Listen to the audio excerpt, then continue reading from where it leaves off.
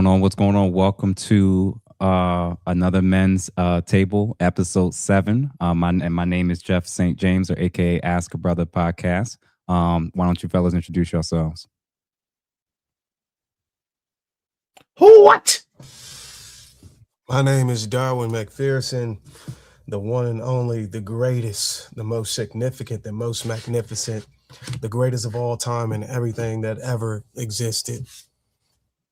I'm up here talking and my mic is off. My bad. My name is Mumia Obsidian Ali. I guess you could say I'm one of the OGs of the Black Manosphere space, and I'm honored to be here with my brothers Jeff, Darwin, and Dave for the men's table.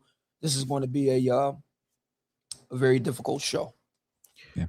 Well, all right. I'm Dave Anderson, lovingly known as the Business Bully, host of DAMN, Dave Anderson Morning News, best-selling author, all-around good guy, and the person who turns Darwin into his personal punching bag every week. I'm so happy to be here. I'm not a clinician. I am a resident evil thoughts in the back of your mind that you're too polite to say. Yeah, man. Welcome, fellas. I appreciate y'all. This is our episode 7, and welcome to everybody that's watching right now. So real quick, if you have not done so, please make sure that you like this, that you subscribe to our respective platforms and channels from wherever you're watching from. And most importantly, that each of you that's watching and share this with at least 2 or 3 people, and especially with women. I think that this is a conversation that ladies need to sit in and listen in on, for sure. Obviously, today's topic is the death of Ashlee Jenae.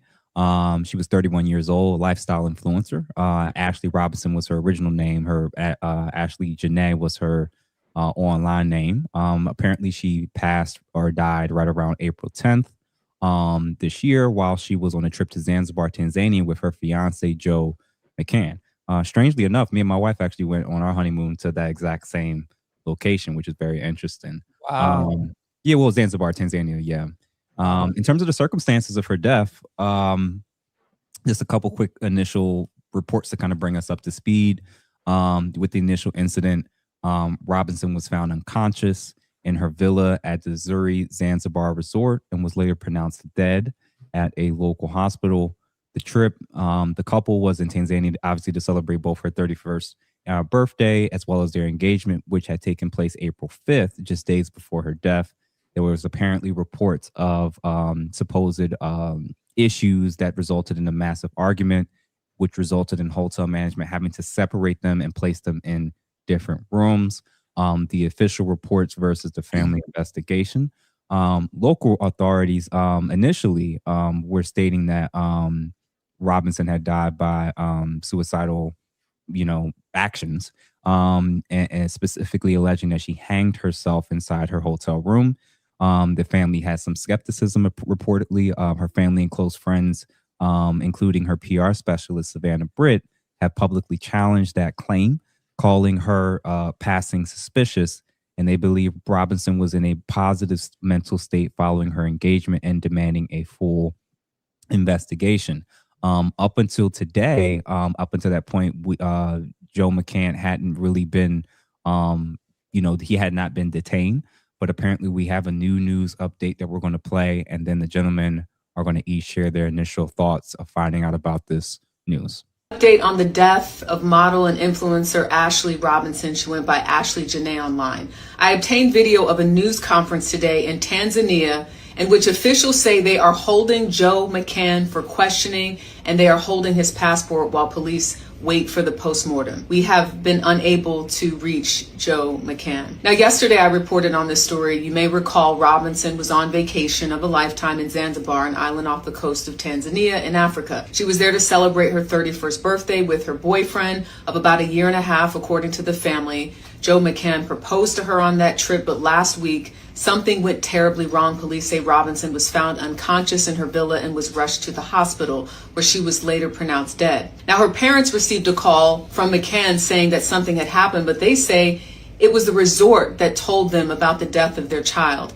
Again, the new information today, officials say they are holding Joe McCann for questioning and are holding his passport. All right, fellas. We can start. Well, let's start with Dave, man. What are you thinking? What you thinking? You know, I've seen a lot of things, Jeff, on the internet the past few days, just regarding this. And the first thing I want to say is, can we just stop being fake deep for 5 minutes? A woman is dead. Her family deserves real answers. And the last thing I want to do is turn this into a tragedy with gossip and microphones. The thing that I want to say is that you cannot spend years dehumanizing Black men and then expect those same Black men to become your emergency grief choir on command. Sympathy is human. Forced mourning is propaganda. And a whole lot of people online do not have principles. They just have favorite victims. I don't have a dog in the fight other than to say that when we start to diminish one group of individuals for another group of individuals as if that's better, we find ourselves in situations like this that are completely divisive, unnecessary, and downright evil. And my whole thing is, this is not a time to put on team jerseys. This is a time to reevaluate the game. And I'll land there for now. Mm-hmm. I appreciate that. Obviously, people have been pushing and saying like, "Oh, y'all need to react to this. Y'all need to say something about this." And the things that I was seeing was exactly what you kind of noted, Dave, in terms of, this is just a complicated case. This isn't a simple somebody passed. This is how we're all supposed to react and respond. There's obviously a lot more things that we're going to be bringing up over the course of the show. But Mumia, what about you?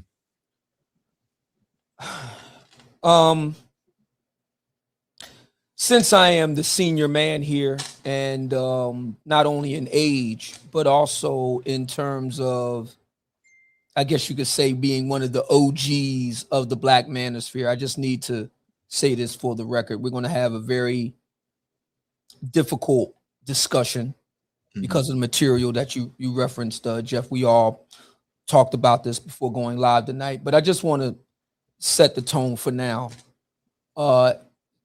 Expressing my deepest condolences to the parents of the late Miss Ashlee Jenae, Mr. and Mrs. Robinson. I've been looking at, there's a GoFundMe and all that set up to facilitate the return of her remains back to the United States, final expenses and things of that nature.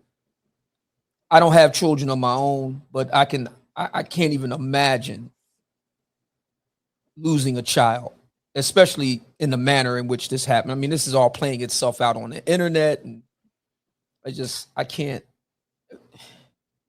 My heart goes out to her parents, man. And wow. I mean, there's a lot to be said. Like you said, it's very complex. I have a lot of mixed feelings about this, but I just want to say to my brothers in the Black manosphere online, wherever you are, I understand where you're coming from. I do. But we can't allow our feelings to override the humanity of this sister and the grief that her parents are going through. I think we all can extend grace to that extent, and that's what I would hope for. All right, what about you, Darn? First of all, my condolences goes out to the family members. I don't know if they had kids or anything like that. Anybody related to these the woman who passed? It's got to be tough. Losing a life, regardless of content, regardless of what anybody said, losing a life is tough. I think she was very young. She probably had a whole lot of years ahead of her. And I think this setting right here with us, the men's table, I think now we got the opportunity to showcase that we're very different in how we handle matters like this. We've seen how those who oppose us as far as ideology, political views or whatever, can be very, very ugly towards somebody passing. One example would be Kevin Samuels. But men, us who honor him and appreciate the things that he brought into the space, we wouldn't dare do something like that on the opposing side. on the opposing side as far as like a tit for tat or something like that. So I think this is our opportunity to show that, you know, we're the bigger heroes in this situation, and we can effectively, you know, react. We can look at the details, look at the what happened, and still be sensitive towards the family members and respect the family members during this time, during their grieving. And that separation between the other side is key, because it actually sheds light on, you know, I lost somebody this past week. That's why, Oh, you know, wow. I kind of struggle to get on here. Oh, And wow. Sorry to hear I'm that. still feeling it too. So forgive me if I get a little bit more oversensitive in this situation, because I got something going on myself. But I still Sorry, wanted to dog. be here. Sorry, brother. It's okay. I'm gonna just pass the mic on that for right now. Sorry, brother. Yeah, man, we appreciate the fact that you're willing to still show up and do this. Absolutely. I just had my funeral for my cousin on Saturday, and you know, so death for me is very, very present right now. It's kind of raw, and like all of you have said, especially Obsidian and Dave, you know, I think when you lose someone recently, you can understand and see the callousness of how some people move, both obviously in comparison to the Kevin situation, and other situations that which we'll touch on in this particular situation as well. I have met and knew of some people prior to that were not only connected with her but related to her in South Jersey. So, you know, there were some people who obviously reached out to me and, you know, wanted to make it known, you know, that they had some concerns about me and us even covering it. I said, you know, we're content creators, so we are going to cover it. And we're going to cover it honestly, the good and the bad that comes with it. The most important thing is kind of what Darwin alluded to, and Obsidian as well, is I don't want us to end up mimicking and looking and sounding like the people who saw the death of a Black man as a point to celebrate. And that was, to me, the thing that definitely opened up my eyes to what the initial thing we're going to be talking about, which is the concept of this divester movement. Of course, we want this young woman and any woman for that perspective to be able to be still here, still alive, not victimized, not attacked, you know, all the normal stuff. But this underbelly subculture of anger and hatred, specifically for and towards Black men, was Ashlee Jenae the worst example of what I've seen with some of the comments? No. We're going to show what some of the comments were that she made, and why it was that perhaps I think a lot of ladies find themselves into this space. And then we'll kind of react and respond to initially what is the psychology behind, what's the reasons for why some of these ladies are indeed going down this path of this is going way past just, you know, oh, I'm just open to dating anyone. It's a very specific like anger towards Black men, and them believing that the alternative or answer to that is for lack of a better word, white men. So the initial quote that I'm going to put up here, that a lot of people there was a couple that she's referenced, and this was one of them, which was actually not that long ago when she stated this. She quoted in response to somebody, "Oh brother, I see a 305 in your bio. Let's talk about all the Miami men that's not white beating their women still, or is that too touchy? Go live your life while I live mine." Undoubtedly, this individual more than likely made a comment about the fact that she was in an interracial relationship.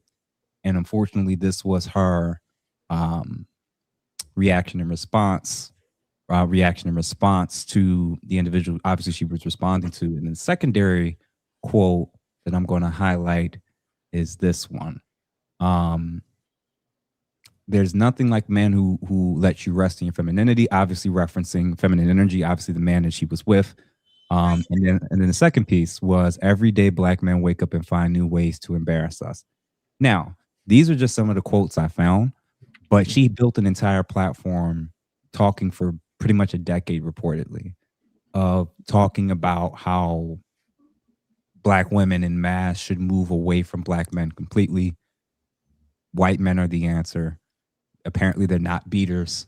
They're apparently just better in all ways, shapes, and form. And unfortunately, now she's gone.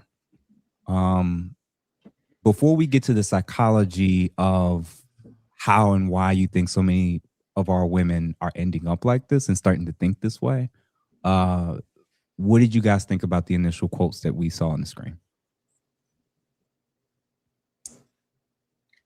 Popcorn style, anybody can jump in. Anybody want to jump in here? You got it, brother. I'll come after you. Yeah. So it was brought to my attention by a number of brothers that follow me on social media. I have very meticulous followers, brothers that, I mean, it's not unusual for something like this to happen. And brothers, multiple of them, dozens of them, will send me entire files of content that a particular individual may have done. And that was what happened here. I was sent, screenshots of the late Miss Ashlee Jenae's posts and whatnot across social media, X and Instagram, so on and so forth, dating back to 2015. Okay. So we're not, it's one thing you see this happened a week ago or something like that. Fair. How do you explain this over the almost a dozen years? How do you explain it? That is a sustained pattern. I mean, that's pretty much my entire career in the Black manosphere. I got started in 2015. I mean, this is a career move. She's made career statements repeatedly since 2015 that I've seen, that I reviewed over the past few days. So this isn't a one-off. Like, if that was just a one-time, one-shot deal, I'd just like, okay, whatever. This isn't a one-off. This is a sustained pattern. And so that contributes to the discourse. And it coarsens it. It's corrosive. I mean, Jeff, look, the manosphere is under the spotlight these days, mainly on the white side. But there have been those who have said that the Black manosphere and yours truly have made statements over the years that go beyond the pale. Right?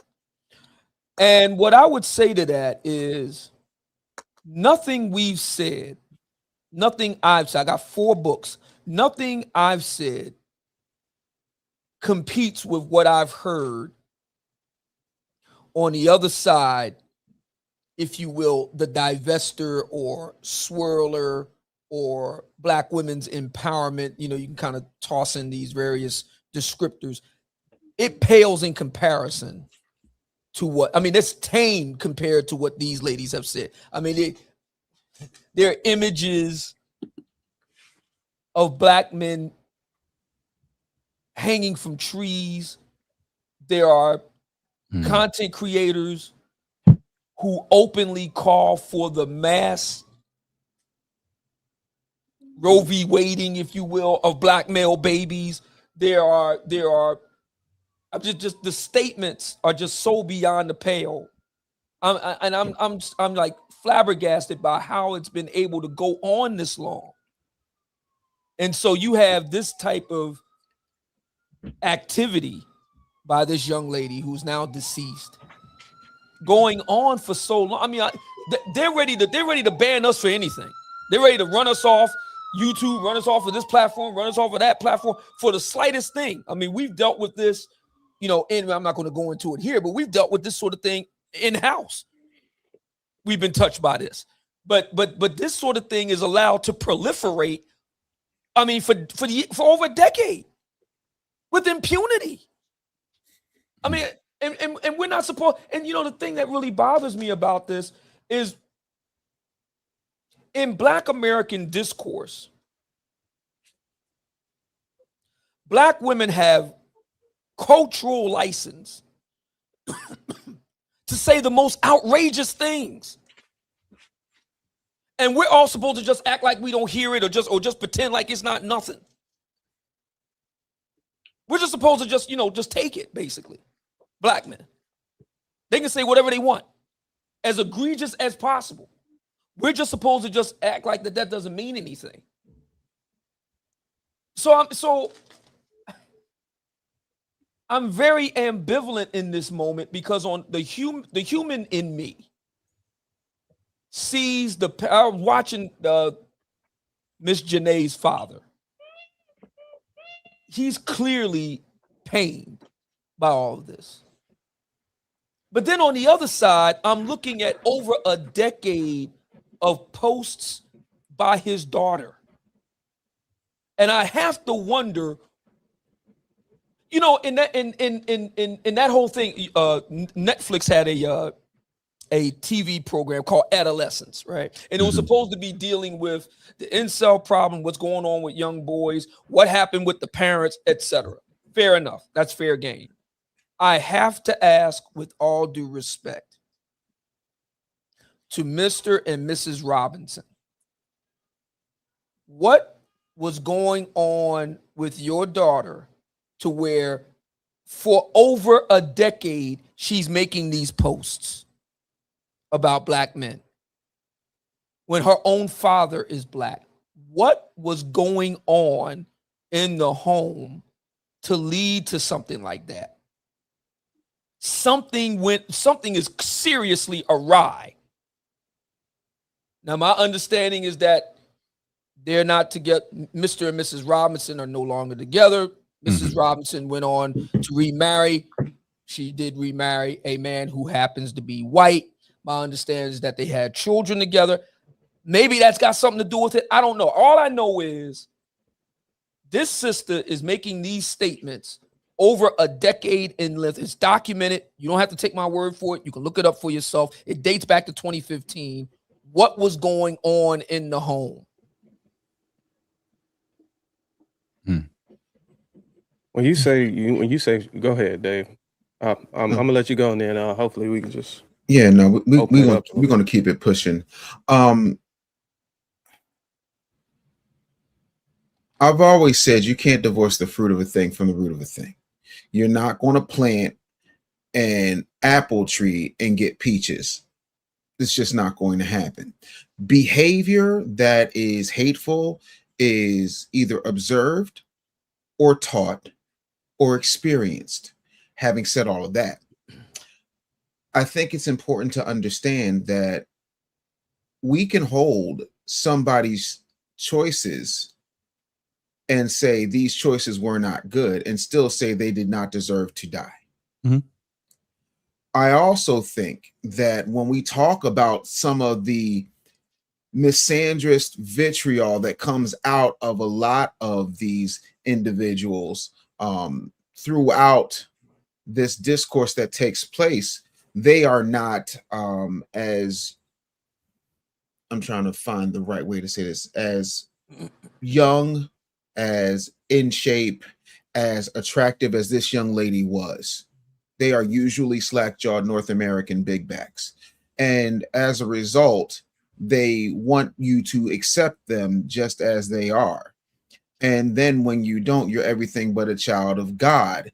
And then there is so much accountability for any little misstep a man makes, but there's not that same level of standard or accountability for any misstep a woman makes, especially on this side of the tracks. And I think it's important to understand that, to Obsidian's point, you're not allowed to critique them at all. Never in your entire life. If we were to take all of our ages, we're about 200 together, right? So when is the last time you've ever sat around, or we've sat around and said, well, a real woman would do this? That's not, when we say you're acting masculine, oh, we everything but it's you. Is your mama masculine? And so I do agree that it is hard and horrible to watch somebody beat you down verbally. And I will say this: I have a daughter who I love more than I can put into words, who is about this little girl's age. I love my daughters, especially my oldest. Like when I was driving, a 96 Honda Civic and going to speaking engagements, that was my road dog. I could carry her over my shoulders and take her places with me and put her to bed, And now she's grown. She's got a young man that I think she's going to wind up marrying. Never have I ever heard her say the things I hear these women say on the internet. And I think that's because both her mother and I, for all of our faults, show what it means to have a functional relationship. Not perfect, not Brady Bunch, not the Huxtables, but we demonstrate what to do, and we also demonstrate what not to do, and then how to fix the mistakes. We don't walk around like we're both walking on water and healing palsy children. I think this level of entitlement, where in one breath, the community and 50% of our community that happen to have ovaries will say they're strong and they're independent and they're so educated, but they want a provider on the first date and they want, all of these things. Those things don't make sense to me, because if we were to walk around and I was to say to you, I have a master's in divinity, I've got an MBA, I've got 3 bachelor's degrees, I have been on this show, I have done these things, I was doing this when I was 9 years old. Curly Neal called me the second coming of broadcasting when I was a kid. Does any of that make me more attractive? Or is it just a resume read for my own ego's sake? So everybody's clocking everything, but nobody is really taking any time to process, to think about the damage that words can do. See, I could sit here and I could physically beat you and those wounds would heal. But the scars that have been left on our men, specifically our boys, because so many have made bad choices and then punished the boys for it. And then lastly, you decided that Pookie, Ray Ray, Earl, Craig, and Lamondre, or better yet, Chadwick, who happened to have the bag for whatever reason, but still dogged you out, left you with something that you weren't prepared for. And you say this person is now not worthy of you. You're automatically celibate, but then you come with baggage that we're supposed to take, and there's no carry-on space on the plane we're going on. And because we want to move from that, we're wrong. So in this moment, I want someone to be able to reflect on how great it is when you get with somebody palm colored and then this tragedy happens. How wonderful it is to get with somebody who allows you to rest in your feminine, but all of a sudden may or may not have taken 11 hours to inform your family of what happened. I think we need to really start looking at the facts objectively and start saying to ourselves, maybe what we need is to come together with a little bit more understanding and a whole lot less I ain't doing this, Rasputia, how you doing energy. And I give it to Darwin. I mean, I ain't really got much on it, man. The comments, that the posts or the things that she posted, I'm gonna be honest with you. This was the first time I saw those. I don't know if she's an inspire, influencer, content creator, and she built a brand off of that. I think Mr. Ali alluded to that. But if she did, it didn't come up in my algorithm. I'm not saying that it ain't had no weight or had no significance, just because I didn't see it, but I don't know. I can't really confirm unless you guys shed light on it, on some of the things that she actually said, that y'all would say she kind of built a brand or a following or inspiration off of going at black men. But just looking at it from my peripheral or my viewpoint, she's with a white man. So, or she was with a white man, rest in peace. But it makes sense. I mean, I'm gonna be honest with you. Just about every black woman that I see that is in a relationship with a white man, they typically go against the grain. They typically attack black men or, relationships that are normal.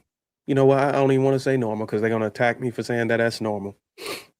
But I tend to see them have a disdain for black on black relationships. And, they get attacked. They also get attacked. We can't be biased about this. We do know even black men, whenever they walk across the stage and collect that hat and become an NFL or an NBA player, and they got a white girl in the stands rooting them on. Those men get attacked. Anybody who dates outside of the race is just gonna get the heat. That's just it. It is what it is. But when men are doing it, I do not see men coming on behind a microphone and then just bashing the other side. I think the last guy I've seen online that got exposed for it wasn't even dating a white woman, it was actually dating a single mom. Shout out to Cooley from No Fugazi. He didn't, with his presence and influence, you don't see him attacking the other side so much to where he's trying to push black men to date white women.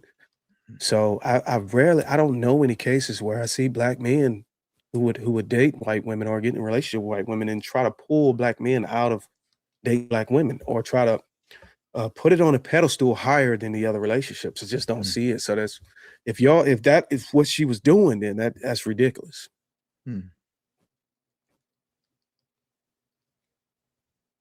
Jeff, you're muted. You bro. muted, Jeff. She was never on my algorithm until this week. I obviously didn't follow or wasn't connected, I guess, to people who were pushing it. But I think when it comes to the psychology of the divester movement and even mindset, I think the initial issue for why people even feel as conflicted and perhaps why people aren't saying she's the worst thing ever is because I think that there's definitely a spectrum of ladies that kind of fall into this bucket. I think when ladies first, the initial thing is like, typically it's maybe more or less women that's just been very disappointed, hurt, disappointed with the caliber of black men that they've been exposed to, tried to work things out with, maybe even had children with, and it just hasn't been working. Maybe in their teens, maybe even their 20s, maybe even into their 30s. And now they're just like, you know what, this isn't working. I'm just going to try something different. They're not carrying hatred. They may not even be carrying bitterness. They may have the residual frustration, but now they're just open to newer opportunities, trying something different, newer culture, different type of men, different environment. This is effectively no different than the Passport Bro movement.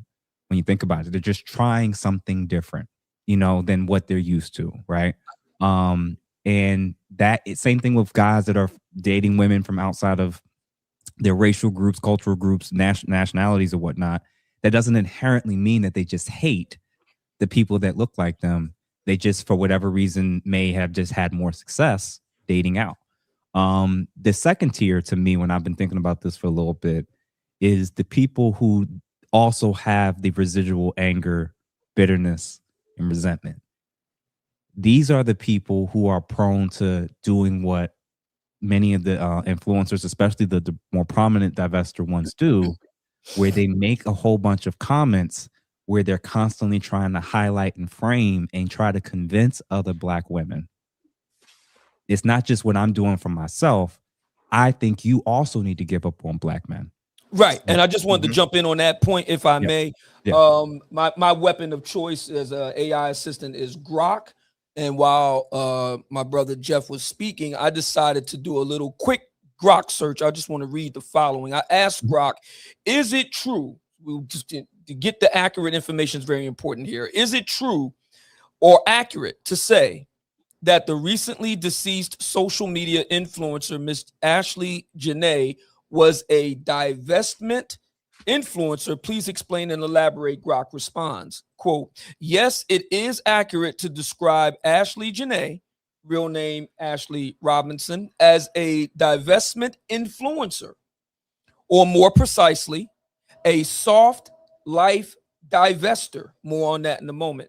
Though with some important context about that label and what it means and how it applied to her. How the divestment influencer refers to here.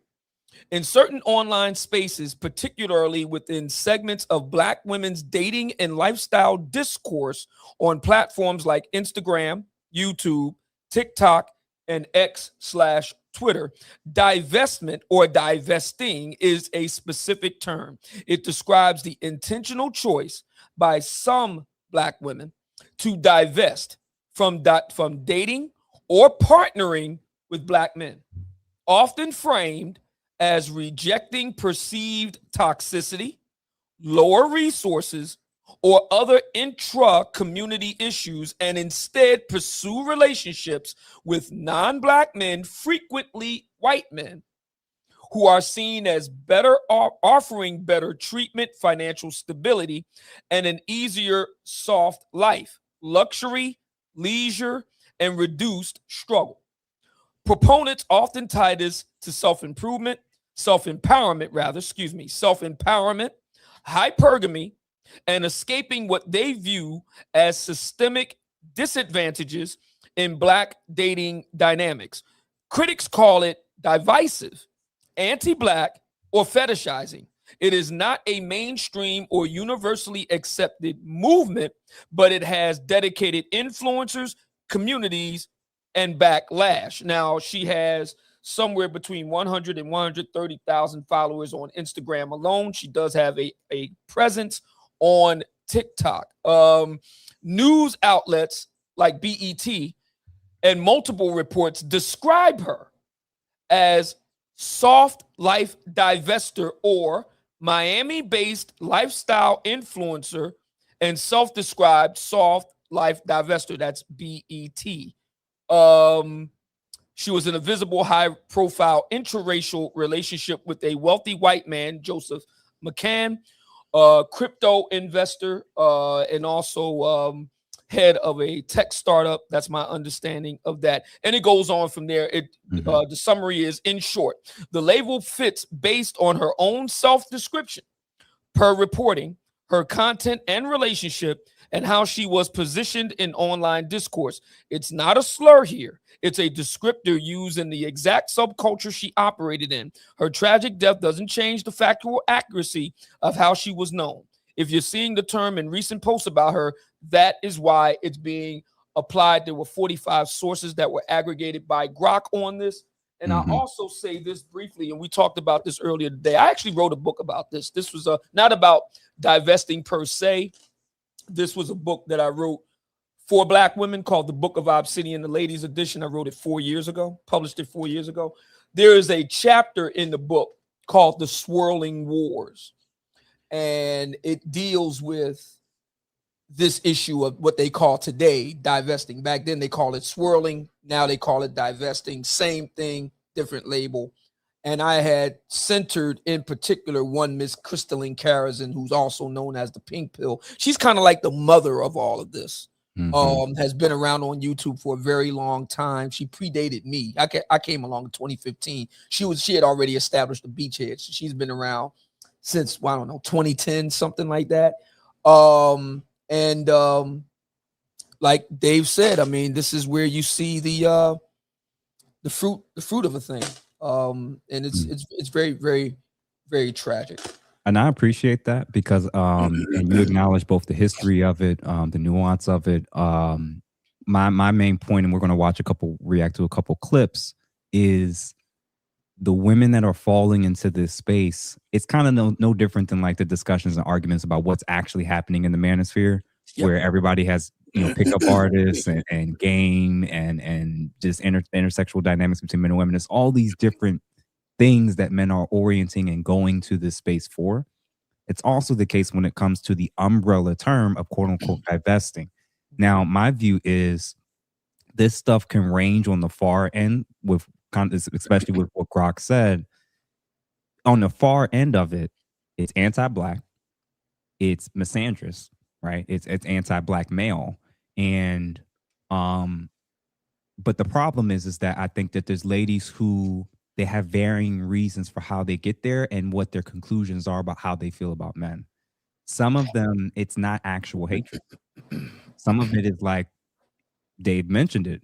Lack of opportunities, just lack of attraction. I'm gonna be playing a video of a particular woman, and we're gonna kind of see that there is some noticeable nuanced differences, and we got to be careful because I don't want to do to even the quote unquote ladies that are quote unquote dating out or doing something different than just dating another black man, do to them what they tend to do to us. Yeah. Right. So the first example I'm going to play is a woman who basically acknowledged that she's tried and wanted to date black men, and she's kind of accepted the fact that that's probably not on the table for her, and she explains why. Black guys I would be into who talk and act white are probably only into white girls and don't want to give me a chance because I'm black. So why does it bother me to see black men with white women? Is it jealousy? Maybe. But starting from the time I was a teenager, I'm very, very distinctively being told by the black boys that white girls are superior, that they're better, they're prettier, their skin is prettier, their hair is prettier, even their downstairs hair is smoother and better, it's softer, and they're more obedient. And so, of course, I started to feel a certain way towards interracial relationships between black man and white woman. Now, of course, I don't think that there's anything wrong with the black man dating a white woman. There is nothing wrong with that. And I do not agree with some women when they say that they're doing it because they hate black women or because they hate themselves. I don't see it that way. I'm pretty sure some of them do. Yeah. But I can't help but look at them and remember being told that black women are inferior and white women are superior. And that really stuck with me. I mean, that's very hurtful. And yeah, every time I see an interracial couple with a black man and a white woman, I can hear that in my head. And so, yeah, it's kind of a jealousy. It's kind of a bitterness, but it's coming from a genuine place of hurt and betrayal. And so because of the way I act and the way I talk, I will probably never end up with a black man, ever. And that's not going to be by choice. That's just probably how it's going to turn out. This comment was Black women, if you want to date outside of your race, you need to be disciplined. When they say we're going to the gym at 5:30 in the morning, you better be up at 5 o'clock getting ready. They are not going to deal with the lack of discipline, and what we make black men put up with, they are not going to go for that. And what Right there. we make black men put up with, Stop the tape. Now that was interesting because we know in the black community, not all black women, obviously, but clearly a plurality have a weight problem. It has been documented to hurt relationships. And it's not scientific. I want to be careful with this. I've actually witnessed black women say, I'm not going to do thus and so for no black man. I'm not going to get on no treadmill for no black man. I'm not going to put in 10,000 steps for no black man. I'm not going to get on a bike for no black man. I'm not going to do a stair stepper for no black man. I ain't doing that. But when it comes time to get with a white guy and they say, Jim is 0530, 0 dark 30, they right there on the spot. Now, we're just supposed to accept that. Now, mind you, us brothers, like you will never, my brother Dave, case in point, my brother Dave, yes, sir, had a weight problem. He addressed it. He didn't say, I ain't doing this, I ain't doing that. He went and did what he needed to do to get the weight off. At the conclave, we have brothers there that have lost 100. They were so motivated by our brother Shannon Rawls, our chief operating officer. They were so motivated because he's really into fitness. They were so motivated by them that they dropped 100 pounds in a year and made it happen. Now, the ladies, they're on board with that.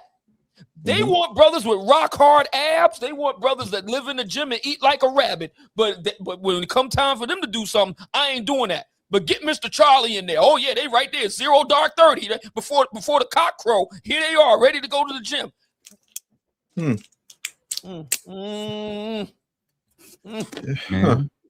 So let me finish playing this, and then we'll react. They are not going to go for that. And what we make black men put up with, they are not going to go for that. What we make black men put up with, they are not going to go for that.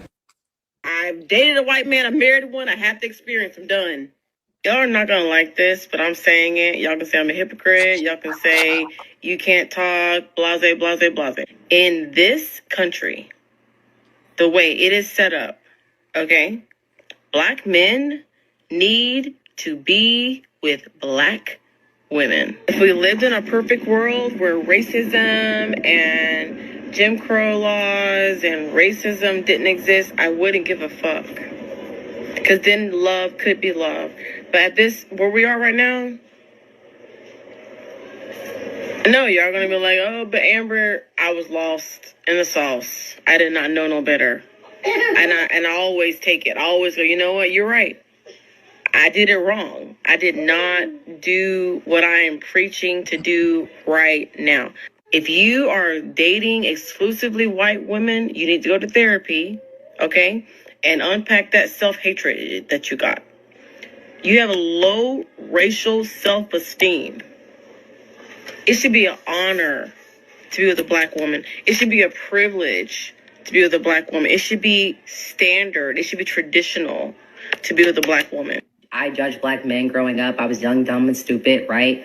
From senior year of high school, until 3 years worth of college, I was, I was swirling. I'm not gonna lie to y'all. I was definitely swirling. Okay. And there was a part of me at one point in time where I thought, when you see me with a white man, you know that I'm that type of black girl.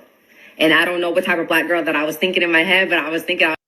By the way, we could tell, but we're going to continue. Let's keep it moving. It meant something, right? But again, there was a very unhealed part of me that had to really, really, reprogram my mind and understand myself in another depth.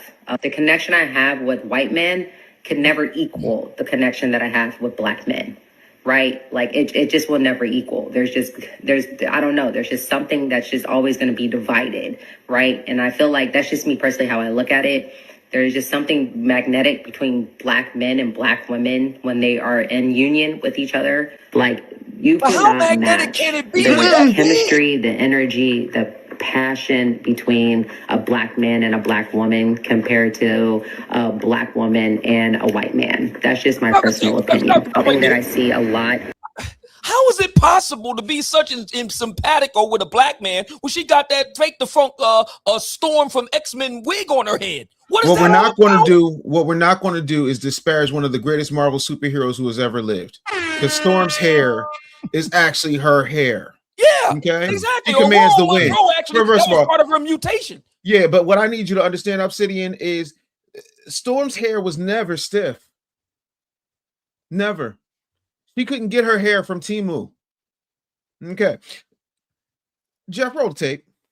On social media, especially on this app, when it comes to black women speaking on their experience of dating white men and sharing their experience on this app, that they bash black men in the process. And this is even something that I used to do. And I had to learn from it and understand why I was doing that. And that's just through, trauma healing and therapy and all that good stuff. I've had more white men do me dirty than I've had black men. And I'll be the first to admit that. Now where I'm at in my season and through my own journey, I personally know that I do not want to date white men ever again. And I'm okay with that. And that's just me personally, right? I want a black man. How are you pro-black woman, but you don't believe in procreating black women?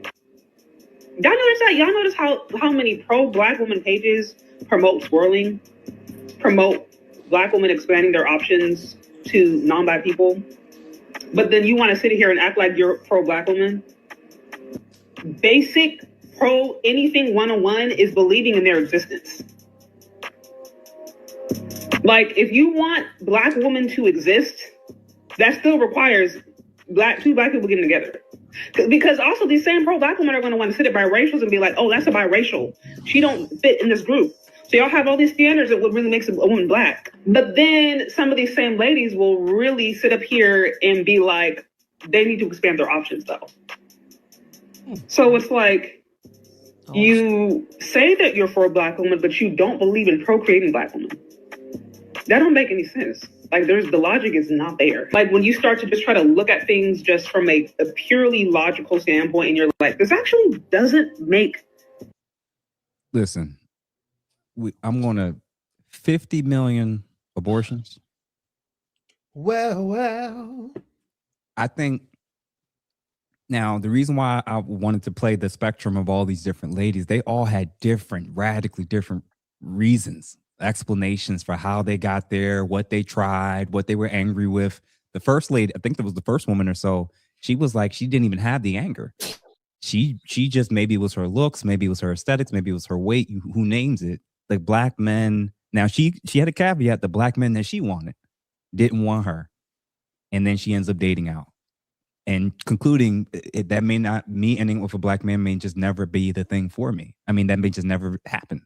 And then you saw each lady having very nuanced distinctions. And the interesting thing was the last three, well, prior to the last one we just saw, that the other three ladies consecutively, they all talked about trying it, being interested in it. One even acknowledged that she had even way more negative experience with white men than she did with black. And they all found their varying ways of quote unquote coming back. And I think that that's a lot of times what's happening in the quote unquote divestor space, right? This isn't as simple as they all just want the worst thing possible for black men. Obviously, there's some that do. The people are all in the chat talking about how often that they've called us bullet bags, bragging about male gender-based abortions, wishing that the cops would take a black man out, cheering whenever a black man is demise, when he reaches his demise. I've gotten to a point when I've recognized, I'm going to say this out loud, and I want you guys to respond both to what I'm about to say now and also to the initial clips and stuff that we saw. When we get to a point or place where 2 weeks ago when we all had a conversation and people were talking about this whole support black women, protect black women, and I said, which ones should we be protecting? That's still trending on my Facebook, as a matter of Which fact. one should we be defending? This is the exact topic. This is the exact reason why. Because there are women. It's just not about whether they like me professionally or they're attracted to me. There's black women that walk around that think that their hatred of black men doesn't count as anti-blackness. Their definition of anti-blackness is if it affects men that's in the LGBTQ and black women. If it's a hatred or misandry or wishing the worst thing possible, you want him to get accused of something, you want him to lose all his resources, his fine because he's dating a white woman, you comfortable with them dying, you're wishing the police take care of them, gender-based abortions. Why would I want to try to protect women or mourn or even try to fake mourning and grief for women that I know think like this? And the worst part is, it's not just the women who have the mindset. It's the women who don't have the mindset but are still cool with them, who still befriend them, who still hang out with them, who still act like this isn't what it is. The best way I can articulate why my view is when I say specifically which type of black women are you talking about, this is the equivalent of y'all looking at me and being like, Jeff, I'll be cool with you, but you keep hanging out with these Klansmen. And I'm saying, Klansmen, they're not a bad deal. There's nothing wrong with them. And they're saying, Jeff, it's a Klansman. They're literally anti-us. Oh, yeah. And if they're telling other women, do not date, do not procreate, they're not even saying go find other black men elsewhere in the country, other country. They're saying don't deal with black men globally. Almost, I would say 98% of the time, I have never heard a black man say that. No. Even when picking up passports. As a matter of fact, Jeff, I've never heard black men say, do not deal with any woman that's your shade, your skin color. But as a matter of fact, when black men do get passports, The three most popular destinations for American black men that get passports are the Dominican Republic, Colombia, and Brazil. All three of which have significant Afro, if you will, Afro-Latin populations. They are part of the Afro diaspora. Black men want black women. If brothers could go all the way to Africa, Africa is very expensive, very time-consuming. You're going halfway around the world. If more brothers could do that, they would. It's just more feasible to just go right in our backyard. Brazil's got like 100 million black people there. The only other place on planet Earth that has more people than Brazil is Africa itself, black people. So black men, when they get passports, the vast majority of them do want black women. They're just not just American black women for reasons we can go into, but they definitely want black women. It's relatively few brothers get a passport and they want to get a woman that's not black. That's a common misconception, but it's not true. Save yourself, black man, is not I wish harm to black women. And that is the missing link that when we've been trying to explain, do you know how many black men are dead or in jail because of black women? Oh my gosh. So you mean to tell me there's a lot of real G's doing time because a groupie bent the truth and told a lie? And despite that, I'm telling you, I don't walk around, I don't see black men in mass or even I almost never see it. I don't see black men having this type of energy. Now, people will say, because we'll get to the stats towards the tail end about the femicide rates and the black on black crime and all this other stuff. The issue is we have a subculture of black men that are very hyper violent and hyper aggressive towards our women.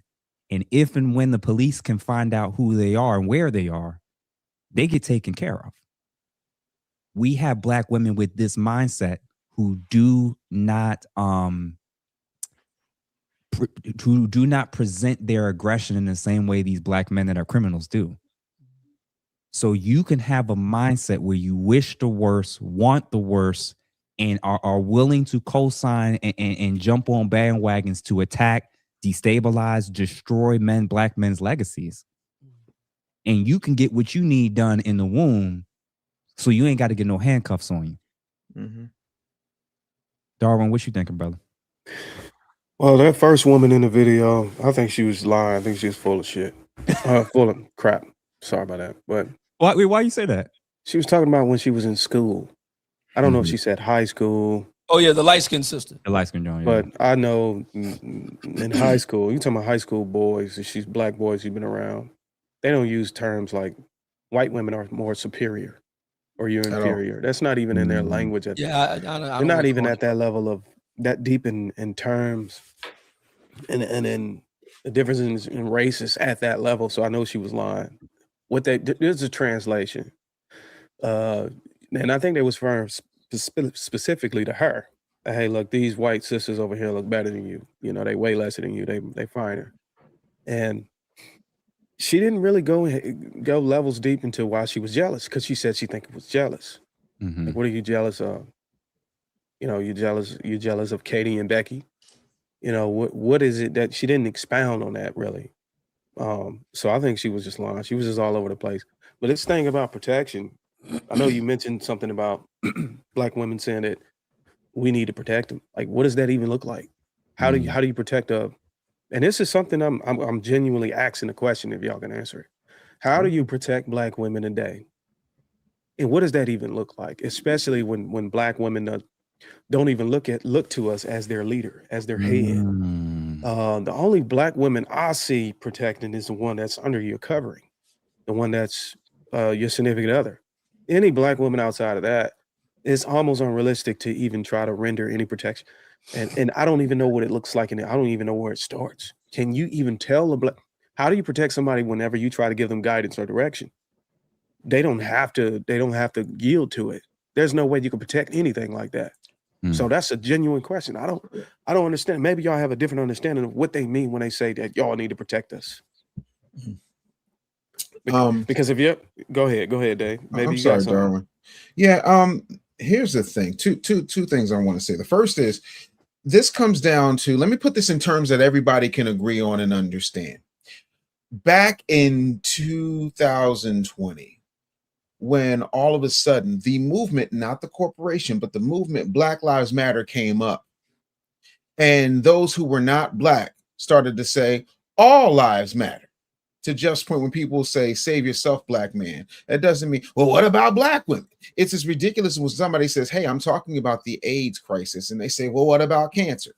Now, when it comes to Darwin's point, and we're dealing with these people who say that they're not protected, how can you lead someone who does not want to bend to your leadership because they have been told they're superior by the CIA operative named Gloria Steinem and various and sundry minions? Well, the best way to lead someone like that is to allow them to fall in the hole and then dig themselves out. And when they've been battered and bruised enough, when they have been bombed out and depleted, when they have been ran through by Sharavius and Montel or Willie, well, then they're ready to listen. There's a episode of Family Guy where he had to get in touch with what was happening to women in Quahog, and the woman says to him, it's like trying to pull, like childbirth is like trying to pull your bottom lip over your head. And he fell from a tree and his bottom lip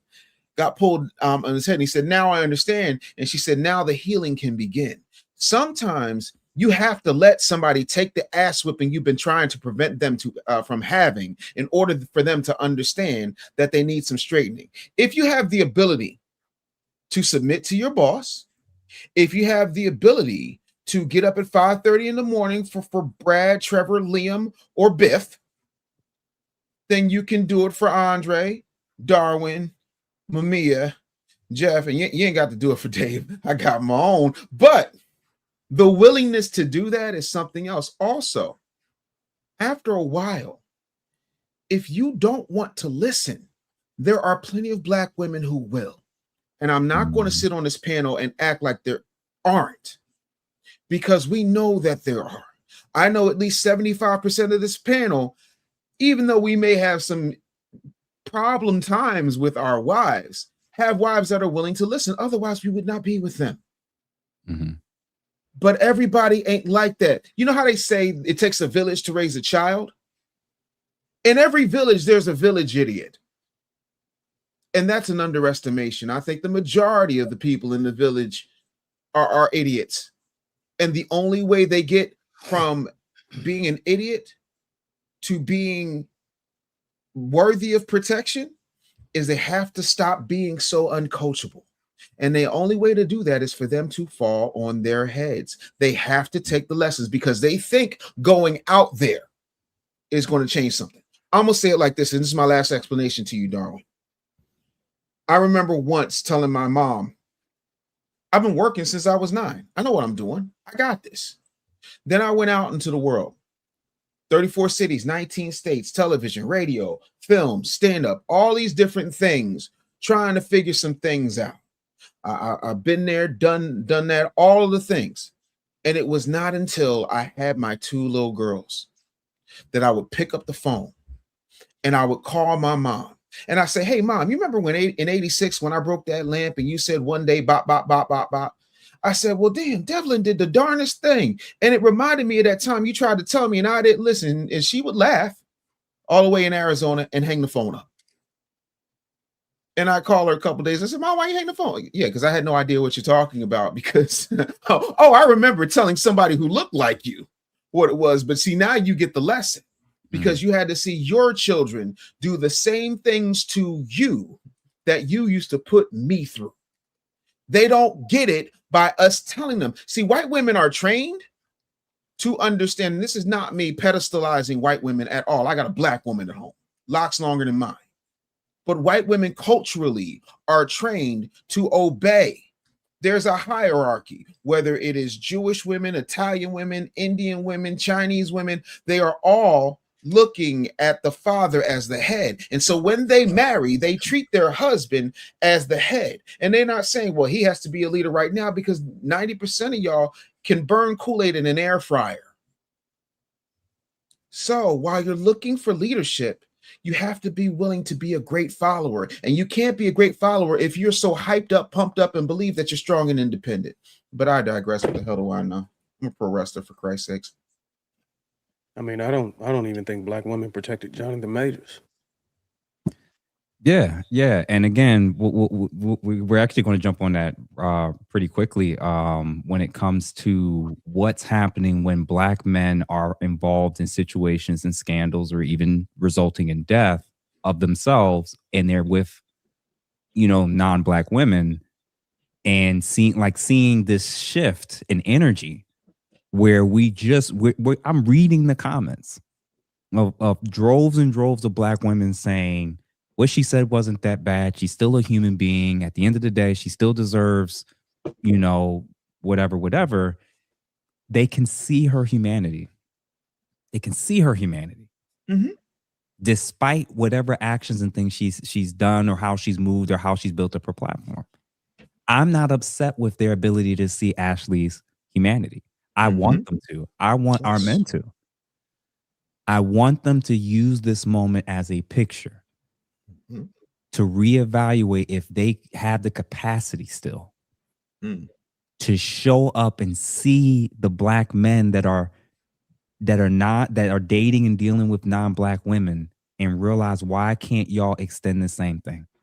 That first lady, Darwin, that you mentioned, did you notice that she said her feelings about it were only based on interracial relationships that involved a black man with a white woman and not the other way around? I think that there is an empathy gap with our women right now when it comes to when they see a relationship or they see a man, there's a territorial, jealous, jaded, whatever it is that's driving this. When that man loses something, his resources, his legacy, great public image, his family, his friends, his life, you laugh. You see it as a time to celebrate. Wear t-shirts joking about the man being gone. But when we try pointing this shit out, y'all act like you're trying to gaslight an entire generation of black men and act like we don't see what we're seeing. Y'all view of humanity and y'all view of anti-blackness is based on whether or not it is or isn't happening to a man or a woman.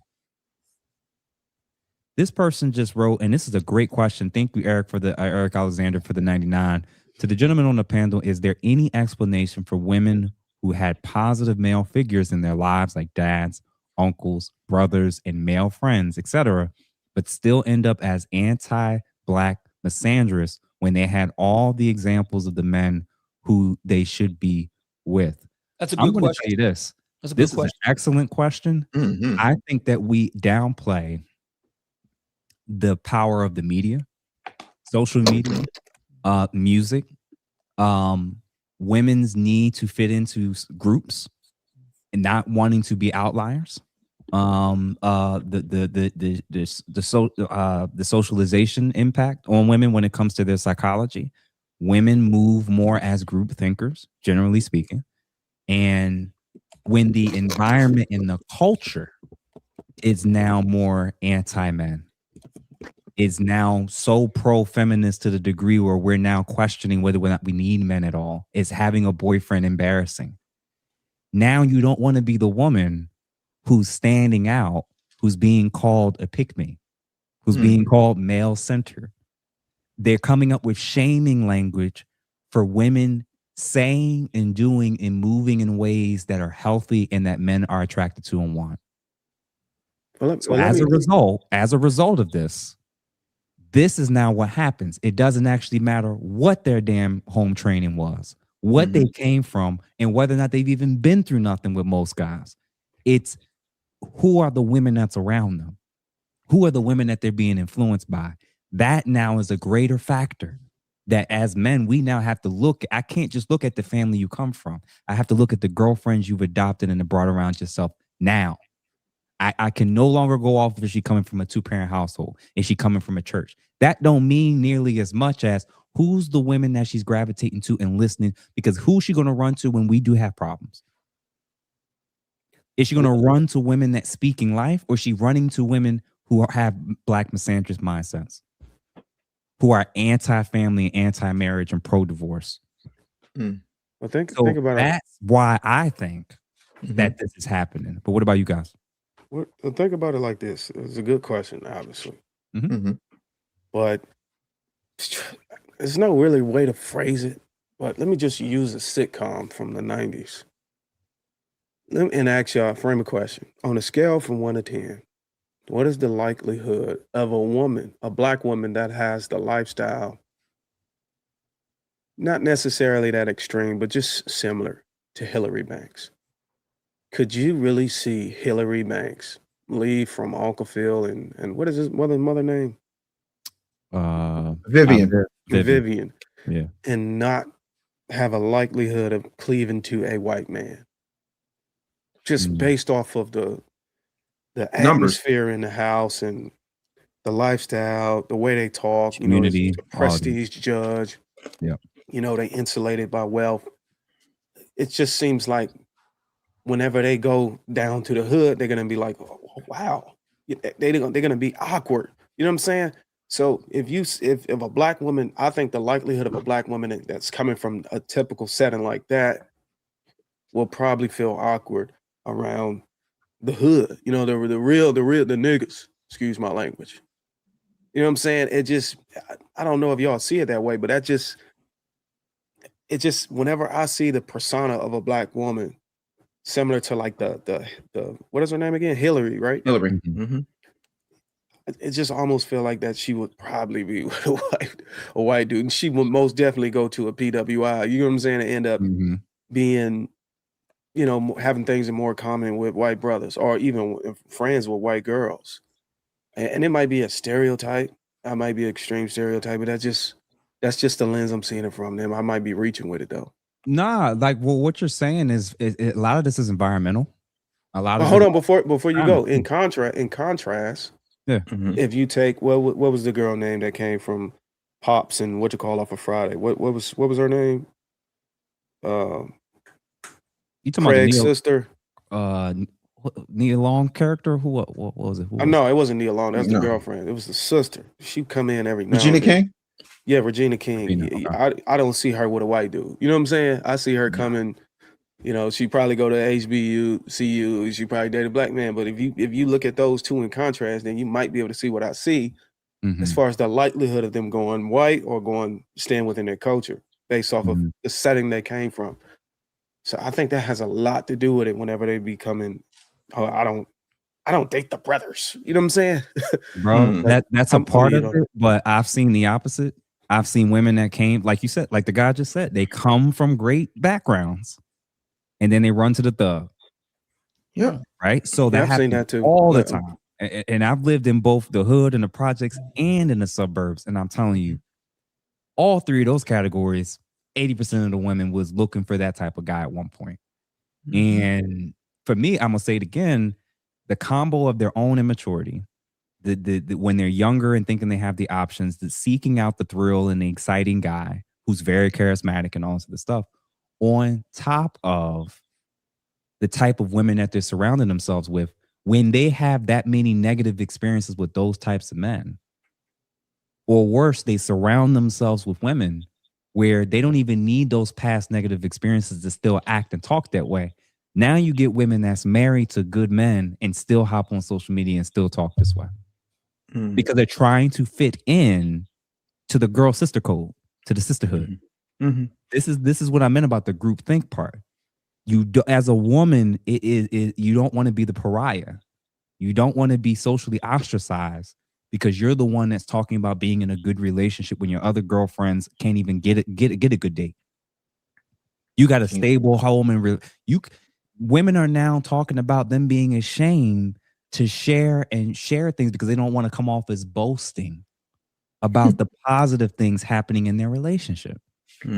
So they'll say nothing or they'll shit on men now. That's what they feel like is the choice now. So the girl that was doing the dance where she was showing her ring and be like, oh, I'm engaged, I'm getting married, da, da, da, da, da. And she said, and they told me not to do this. They told me not to wash his clothes. They told me not to do the laundry. They told me. Wow. She is saying it is now countercultural for women, and specifically Black women, to now want a actual healthy marriage and to say that out loud, especially to a Black man. That's now countercultural. So that's what's going on. There is an ideological push that's pushing women to be anti everything that's necessary for our people to survive as a group. And they're falling for it in droves. Well, me and Dave, of course, y'all can respond to that question. This is something I've seen up close and personal in my own life. I agree with you that the whole herd thing, you know, Kevin used to talk about this. Single women keep women single. And it takes a really, you know, we talk a lot about strong, independent Black women. You know, actually, a lot of Black women aren't that very strong at all. They're actually rather weak. I mean, you have to have toughness as a quality of the mind. And this is true for both men and women. And it really takes a tough system mentally to be able to kind of separate the wheat from the chaff and not be influenced by her. And by the way, this is no respecter of age. You would think that this is something for younger women. No, I've seen this happen with women in their 60s. So this is, and I'm not proud to say that, but yeah, I mean, this is, I really do think that this is a quality of the mind. If you have a weak mind, then you're susceptible to getting the Jedi mind trick ran on you. You know, bro, ain't Leslie Jones like 60 years old still talking about she's hovering in slavery right now? Yeah, she's hovering in that. Come on now. Realm. Yeah. It's the new it, and this the worst part. It's the new it thing. I said this to somebody yesterday. It's the new it thing right now for female celebrities, influencers to keep going viral. Just male bash, husband bash, boyfriend bash. You're gonna go viral. You're guaranteed. That's the new it trend right now. And let's go ahead, Dave. My bad. No, you're good. I think, and I want to be very clear when I say this. We never look at who's pulling the strings. And I'm not talking about the puppeteers. I'm talking about the purse strings. Jeff, you made a very interesting point when you talked about culture. And when we talk about culture, culture is something that is practiced traditionally, and it is something that can be shaped, molded, manipulated. You know, the old Black grandmas, when a baby would pop out, what they would do is they would shape the head because, you know, cradle cap and so on and so forth. What has happened is our culture is the only culture in America that is globally consumed, but is not locally controlled by anybody who looks like us. So if all you see is, you know, I remember the Govan sisters on an episode of Basketball Wives say, white is right.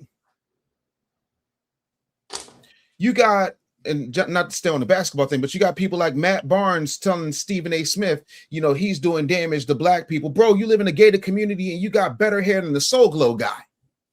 We have gotten ourselves to a point where we're not even questioning the people behind the gate, but we're obsessed with who the gatekeepers are. And then we're upset that our women are taking this in when every single product, every single service, and every single message has been handcrafted to make them automatically think that we are the bottom of the barrel, the worst of the worst, unless we have the demon number 666. You know what I mean when I say that?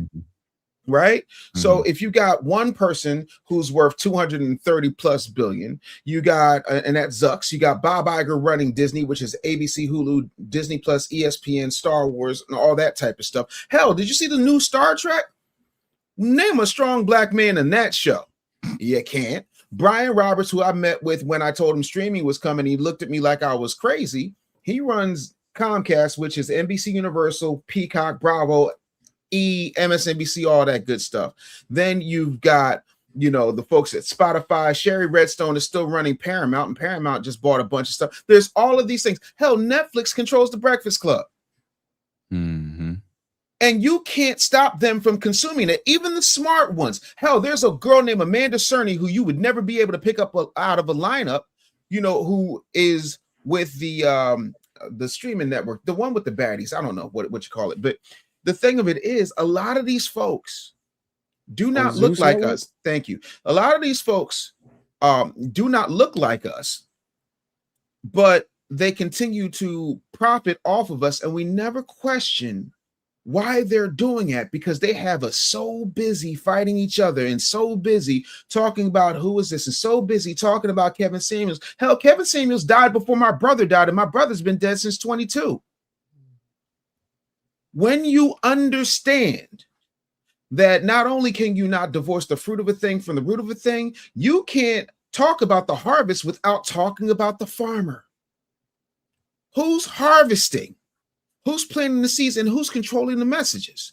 Because last thing, what did J. Edgar Hoover say? The worst thing that could happen is the rise of a black messiah and strong black families. What's the quickest way to destroy strong black families? Oh, I don't know. Let's create a weapon of mass distraction called reality television, where you have women who are strong and independent and educated audition to be on a TV show, and the way they audition is not by their talent or creating some type of monologue. No. Let's see who can beat the brakes off of this one. Let's have one called Roly Poly. Let's have another one who looks like Biggie. Let's call it Biggie and let's just have her go at it. Hell, we got Meatball running around. So now you got a slack-jawed North American big back who looks like Alice the Goon running around talking about in school they told her that white women were superior. But she didn't take in the fact. That's why I miss Kev. Because Kev would play that, and as the recovering fat ass on the panel, that's not me being hateful. That's me being observant. Life is different when you start to prioritize your health, and life is different when you start to prioritize your body. The way I get treated now versus what I looked like when I had a 72-inch waist and a 7X shirt, I've lost more X's than Lori Harvey on a dating app. There is a difference, but when they control the message, they control the culture. And when they control the culture, they control your minds. When they control your minds, they ain't got to worry about what the body's going to do. It's going to follow. That's why they shed their clothes and spread their legs for, what is it now? Divestment. Because you know what divestment means from a business perspective. It means that they are no longer investing in selling off something that is non-essential and has proven to be of ill use. So that's what they're saying every time they say they are divesting from black men. Let that sit in and then tell me why you want us to protect you then. Now, again, because I already know how this chat's going to work when it, especially if it comes to the ladies, it's like, well, why don't you focus on the violence that happened to her? Or why don't we put more attention on the potential violence? Let me say that again. The potential I'm about violence. to say, because has Tanzania released a police report that says that she was unalived? All we know right now is all the potential reports, and we're going to leave it at that in terms of for sure. And I'm going to say this, and this is going to be, I think, helpful to answering that question when it comes to what's happening if and when people pass or something bad happens and we see a noticeable, distinct shift in how men are reacting versus women are reacting. The basic thing I'm going to show is, well, first we'll start with this. If you show open or blatant disrespect or disdain for black men in life, what do you think the feelings and reactions of those same black men will be when you're not here anymore? So this person, Arkeem, and again, what I'm about to show in these different quotes or different things, what people have got to say, it's not that me or even the panelists agree with all of this. What we're trying to acknowledge is, at best, if people perceive, accurately or inaccurately, that you don't value their humanity, at best, you're going to get apathy. They don't care. At best. That's beyond the jokes, beyond the celebrations, beyond all that other extra stuff. At best, you're going to get what's happening all through, literally in all these comments. Overwhelmingly, the majority of men are saying, it's got nothing to do with us. And that's the place that I'm worried that we're in too long when it comes to black men and black women in this space right now. Part of it may be legitimately warranted if we are coming off or saying the most vicious, vile, nasty attacks, wishing death on each other. Of course, people shouldn't care about your life. That's natural. That's a human thing. So Arkeem writes, death doesn't automatically earn my respect, especially when you had none for my life while you were alive. Now, this is where I this is where I'm going to 100% not go off, but not agree with him at all with this next statement. Ashlee Jenae is no different than Telbo Rackins. I don't condone the violence that took your life, but I cannot honestly support you. For the individuals that's not aware of who this gentleman was and some of the comments that he made, I couldn't even pull up a bunch of the clips. I mean, screenshots, because I didn't have time to edit them because of some of the insane, nasty, vicious stuff that this man has said about black women. Talking about, I'd rather F a dog than a black woman. So this was the mildest version of what I was able to find with this dude. So when I said before that when you're trying to compare and lump all these people in, everybody that's dating interracially don't hate themselves or even hate their race. Some people have just a general disdain. Some people have a blatant outright disrespect. And then there's some people like Rackins that will go so far as to say he'd rather sleep with an animal than a black woman. That is not Ashlee. And I don't have to feel or react or respond as if she is.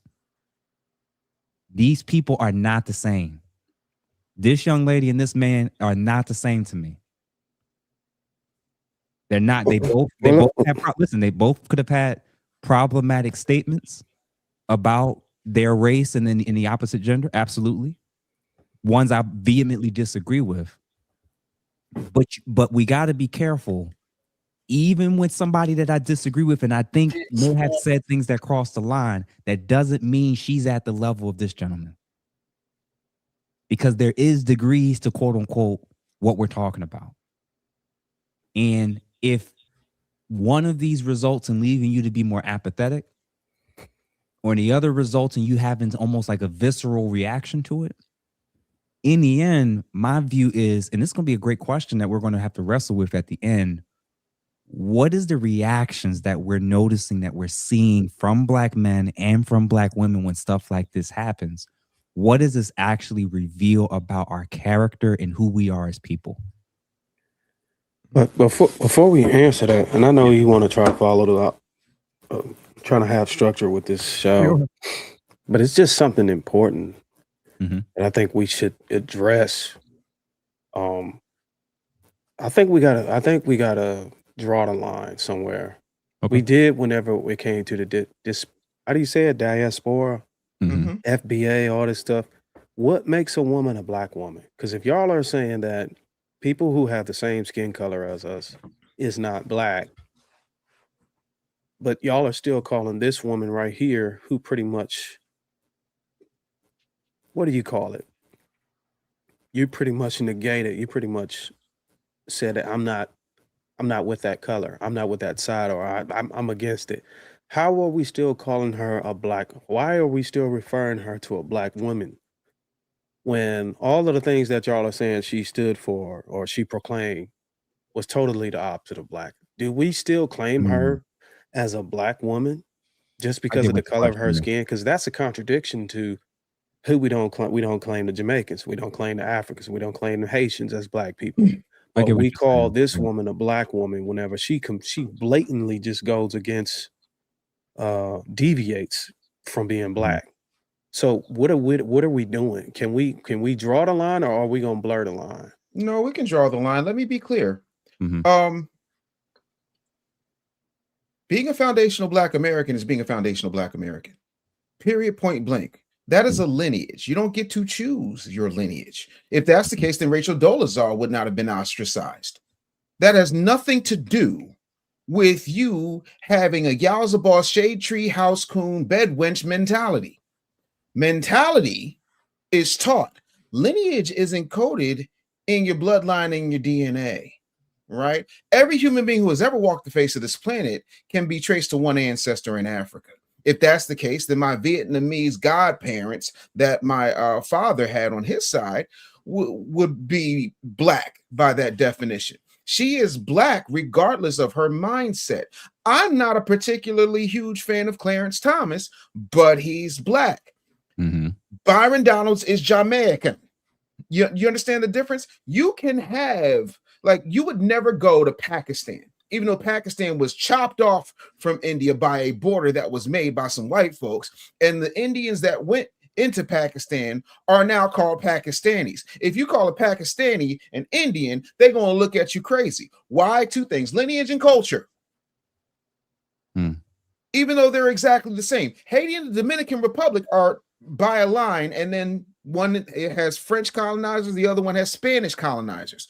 We're not going to, in any way, shape, or form, respectfully, drag foundational Black Americans who are delineating from everybody else in the diaspora from a Black woman who was indoctrinated by whomever her major influences were in life, whether that is her mama, her daddy, the television swirling, whatever the case is, as if those things are exactly the same. And those are two different lanes. We're not going to do that. We have nothing to do with that conversation, because until such time as you go to Japan and tell all of those Japanese people that they're in fact Chinese, or you go down to India and tell all the Indians that they're now Vietnamese, we're going to have to understand lineage.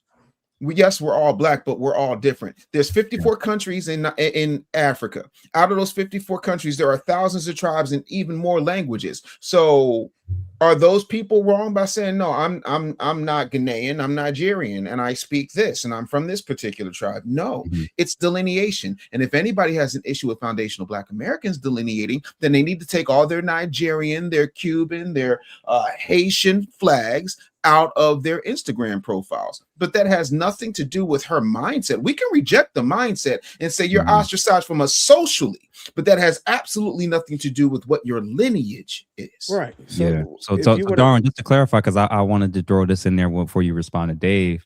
I don't think that your Blackness goes away, and I don't think that your humanity disappears.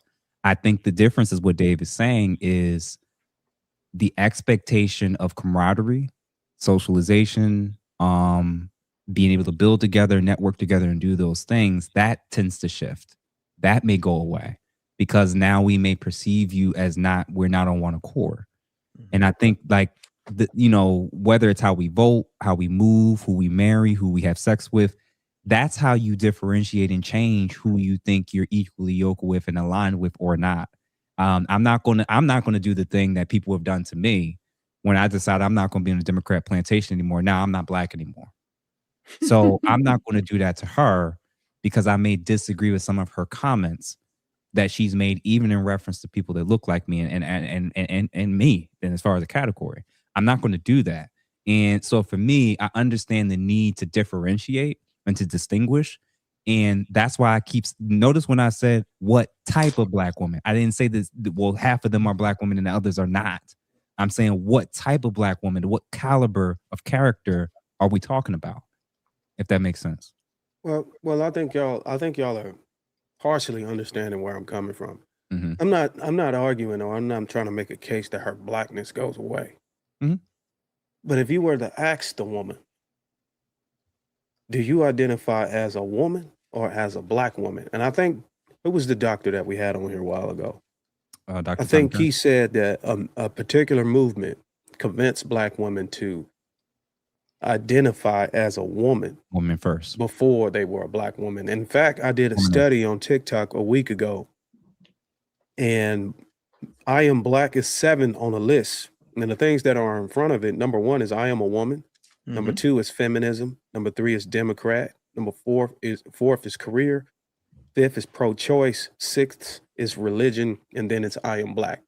And then the last is you got pro-life, marriage, help meet, motherhood at the bottom. What I'm asking is, I'm not saying that their Blackness goes away. Mm-hmm. But if y'all are saying that we as a society can say that someone with an X and Y chromosome should be called ma'am or is a woman, but a woman who blatantly says that, hey, look, I'm against Black, I'm against that, we still need to refer to them as a Black woman. I think as society we got some contradictions going on. If you say that you're not Black, just like somebody said that they're not a woman, why do I got to still call you a Black woman? But I got to call a man a woman? It just doesn't make any sense to me. And like I said, I'm not trying to erase or pull nobody's card. But if people are coming out here and saying that this is who I am and this is what I represent, this identify, respect who I represent and call me by that. What is wrong with that? I hear you. I think what you're wrestling with is what to call them. But I'm just saying that what you threw out initially, that's not really on the table for me personally. It's more of a what's on the table is whether or not I can do life with you. Right. If I can build with you, if I see that we have common goals and aspirations in terms of turning things around. And if we don't, your blackness doesn't change. You being a woman doesn't change. My view of whether or not I see you as an ally and somebody I can work with does. And this is why I've tried to say as much as possible, I'm always going to focus more now on content of character and actions and behaviors over just simply she's black, so she's good to go. Because I'm like, you know what I'm saying? Like, it's just, we're just at a point where it's like, but even with these tough conversations, can we have the ability as men to lead in a way that many of our ladies have not been able to display and show? We got ladies in the comments right now deflecting and gaslighting and trying to move the goalposts to other stuff versus acknowledge she should still be alive. The reason why she's not being more in the way in which maybe people would wish, especially the people who know her personally, would have liked, is because of the way in which it was very clear how she felt about us. Now, the false equation that we're going to highlight right now is this. This idea that this man was anti-black women, conflating somebody correcting you, telling you what you're doing wrong, telling you what you're doing that's harming your chances in the dating market, is now anti-black women. And then you get an actual woman who actually was making statements against specifically just black men. And y'all confused at why a majority of the men are basically saying that we have no emotion here. This is what we were saying.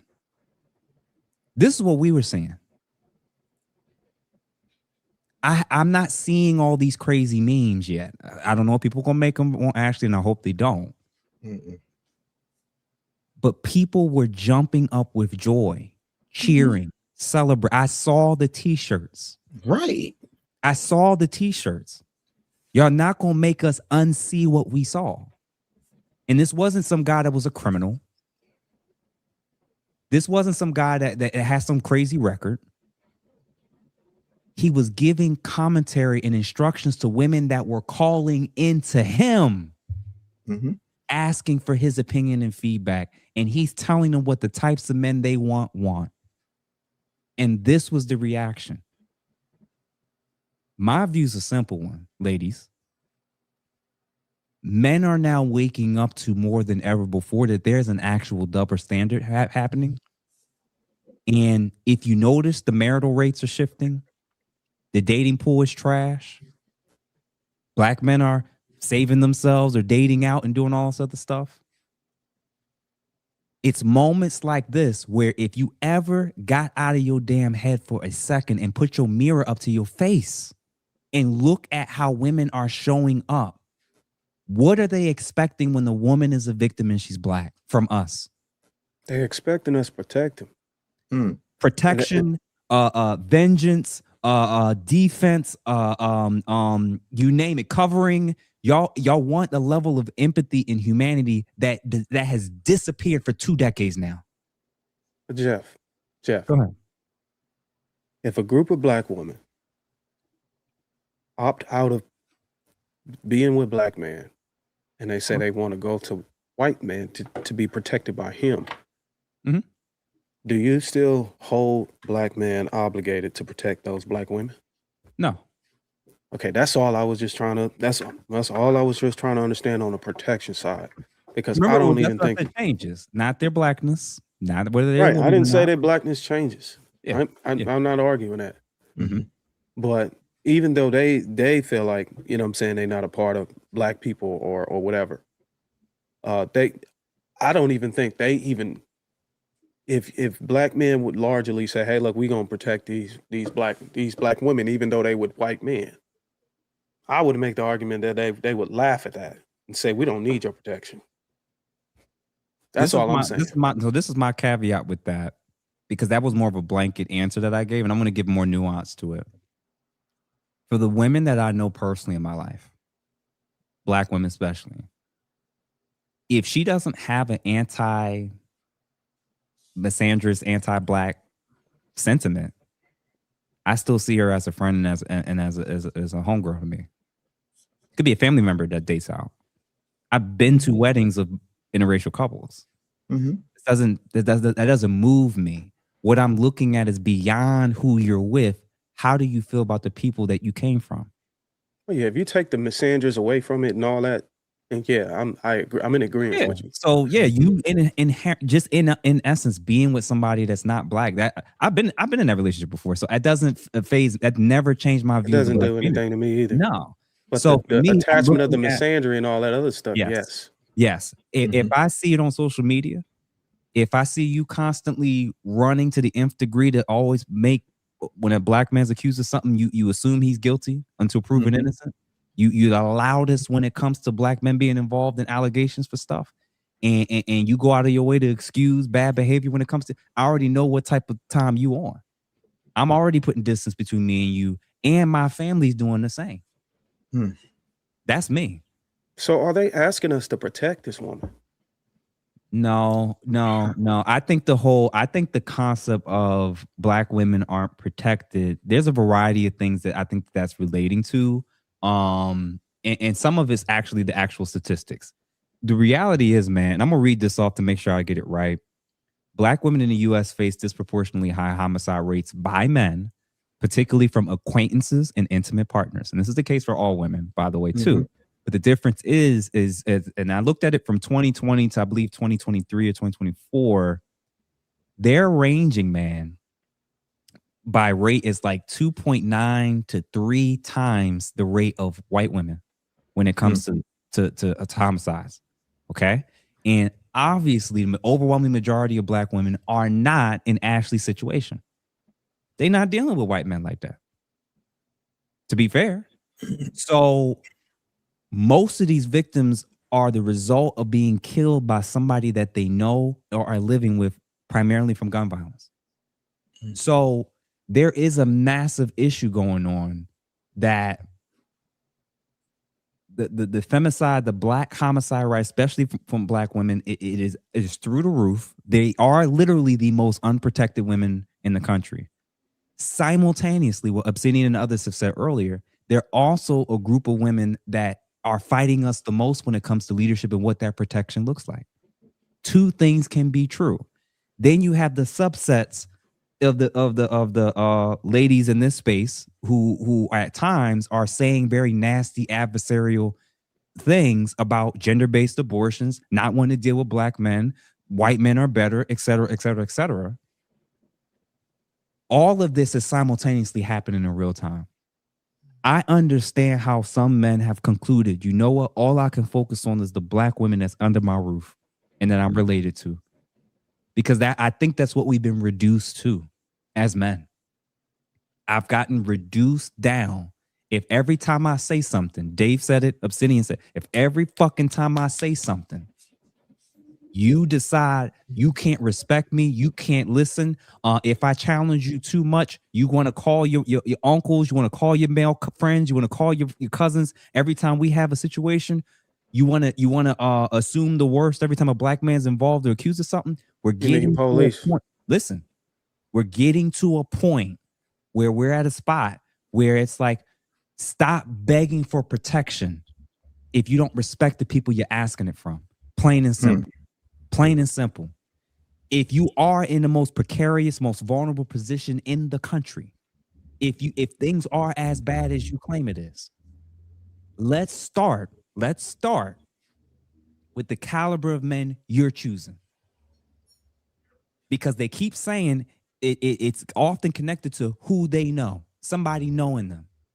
And it's probably not their daddy doing it more often than not. So what's the traits and the behaviors of the type of men that you're putting yourselves in? I've seen the Pop the Balloon challenge a million times. Huh. Okay. What's the type of men they popping the balloon on, and what's the type of men they dropping the draws for? Let's be honest. So some of these rates are connected to your mate choice selection, and you don't want to listen to any men, let alone there's no men, period, for you to even value and listen to. And then the men that was putting you on game and trying to tell you the type of men that you claim to want when you're later and older and no more. Mm-hmm. When the man's telling you, like Kevin Samuels, this is the type of expectations they want. They don't do the arguing back. We had the ladies on the video earlier saying out loud, well, you know, when we get with the white men, we got to act differently. We got to behave now because we can't do what we do. Y'all know the way in which you treat your employers is better than how you treat many men in this community. Period. And then you talk about protection. What did Kevin say? Treat me like you treat your boss. And we got no issues. You'll get all the protection. Nobody can say nothing. Nobody can move up on you. But you don't. And a majority of you don't. And that's the problem. You want to do what you want to do. You want to be leaders. You say you want a matriarchy. You refuse all the positive aspects of the patriarchy. You say we don't need a nuclear family. Men ain't shit. Men are dogs. You're laughing and celebrating when bad things happen to black men, whether they are alive or like Jonathan Majors or dead like Kevin Samuels. We're at a strange point where now black men are now having to reduce their sphere of protection to the people who will accept it, that they actually have some semblance of control over. That's what protection is now for a lot of black men. Sorry for taking over, fellas. Dave and I'm sitting. Yeah. Jeff, listen, man. I'm reminded of that Houston philosopher Mike Jones who said, back then hoes didn't want me. Now I'm hot hoes all on me. One of my comedy mentors is a guy named Jeff Brown. He's written for damn near everybody. And one of the things he said to me when I said to him a long time ago, nice guys finish last, he said to me the other day, he said, you know, Dave, that's not exactly the whole story. It's not that nice guys finish last, they just don't fuck first. The thing about leadership and what has happened in the community, or as Coach Greg Adams would refer to it as the community, is that there has been this thing where you have and let's keep it a buck. If we're going to talk about it, let's talk about all of it for a minute. We have had a matriarchy in the black community in America since LBJ signed what he called the N-word bill. You know, so get all the jobs out of here, destabilize the man, destabilize the house, replace it with daddy government, and now all of this comes to a screeching halt. And now we are so destabilized, we don't know whether to shit or wind our watch. So when it comes to wanting somebody to protect you, in order for a wall to do its job, you got to stand behind it. But all that back and forth, there's three places I do not go. Back and forth, round in circles, or out of my way for anybody who thinks that this is anybody else's show but mine. I am not the superhero sidekick, and too many of the folks who have had the ball for the past 60 years, and I'm not placing it all on the mamas, but let's talk about the ones who are complaining. They go and they raise the last 3 generations of beta male simp manginas to be little son husbands. And then what happens when daddy cut out? Oh, well, yeah, now you the man of the family. You 10. Your brother's 7, your other brother's 3, and you got to raise all of them.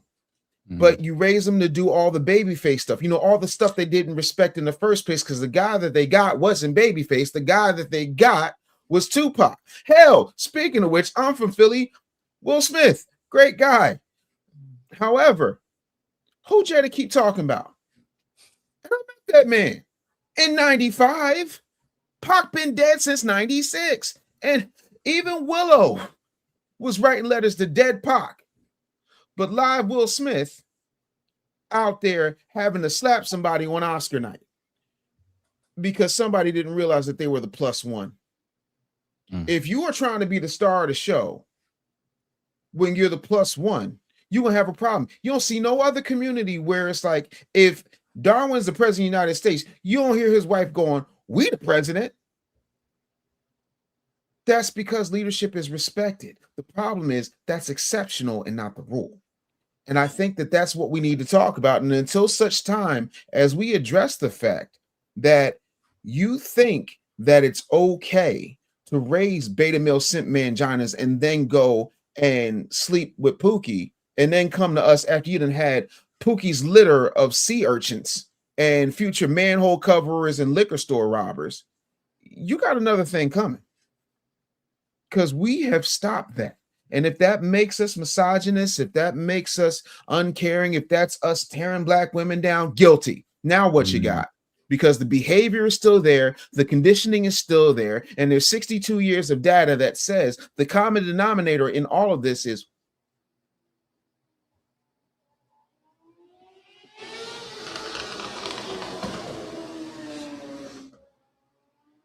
Somebody got a motorcycle outside. It's not me. That wasn't right outside my window here. Why don't you have the window open? And every time it either sounds like somebody is running a race or you got warrants. Yeah, that's how it is out here, bro. What about you, man? Yeah. Go ahead, Obsidian, if you have anything. Yeah.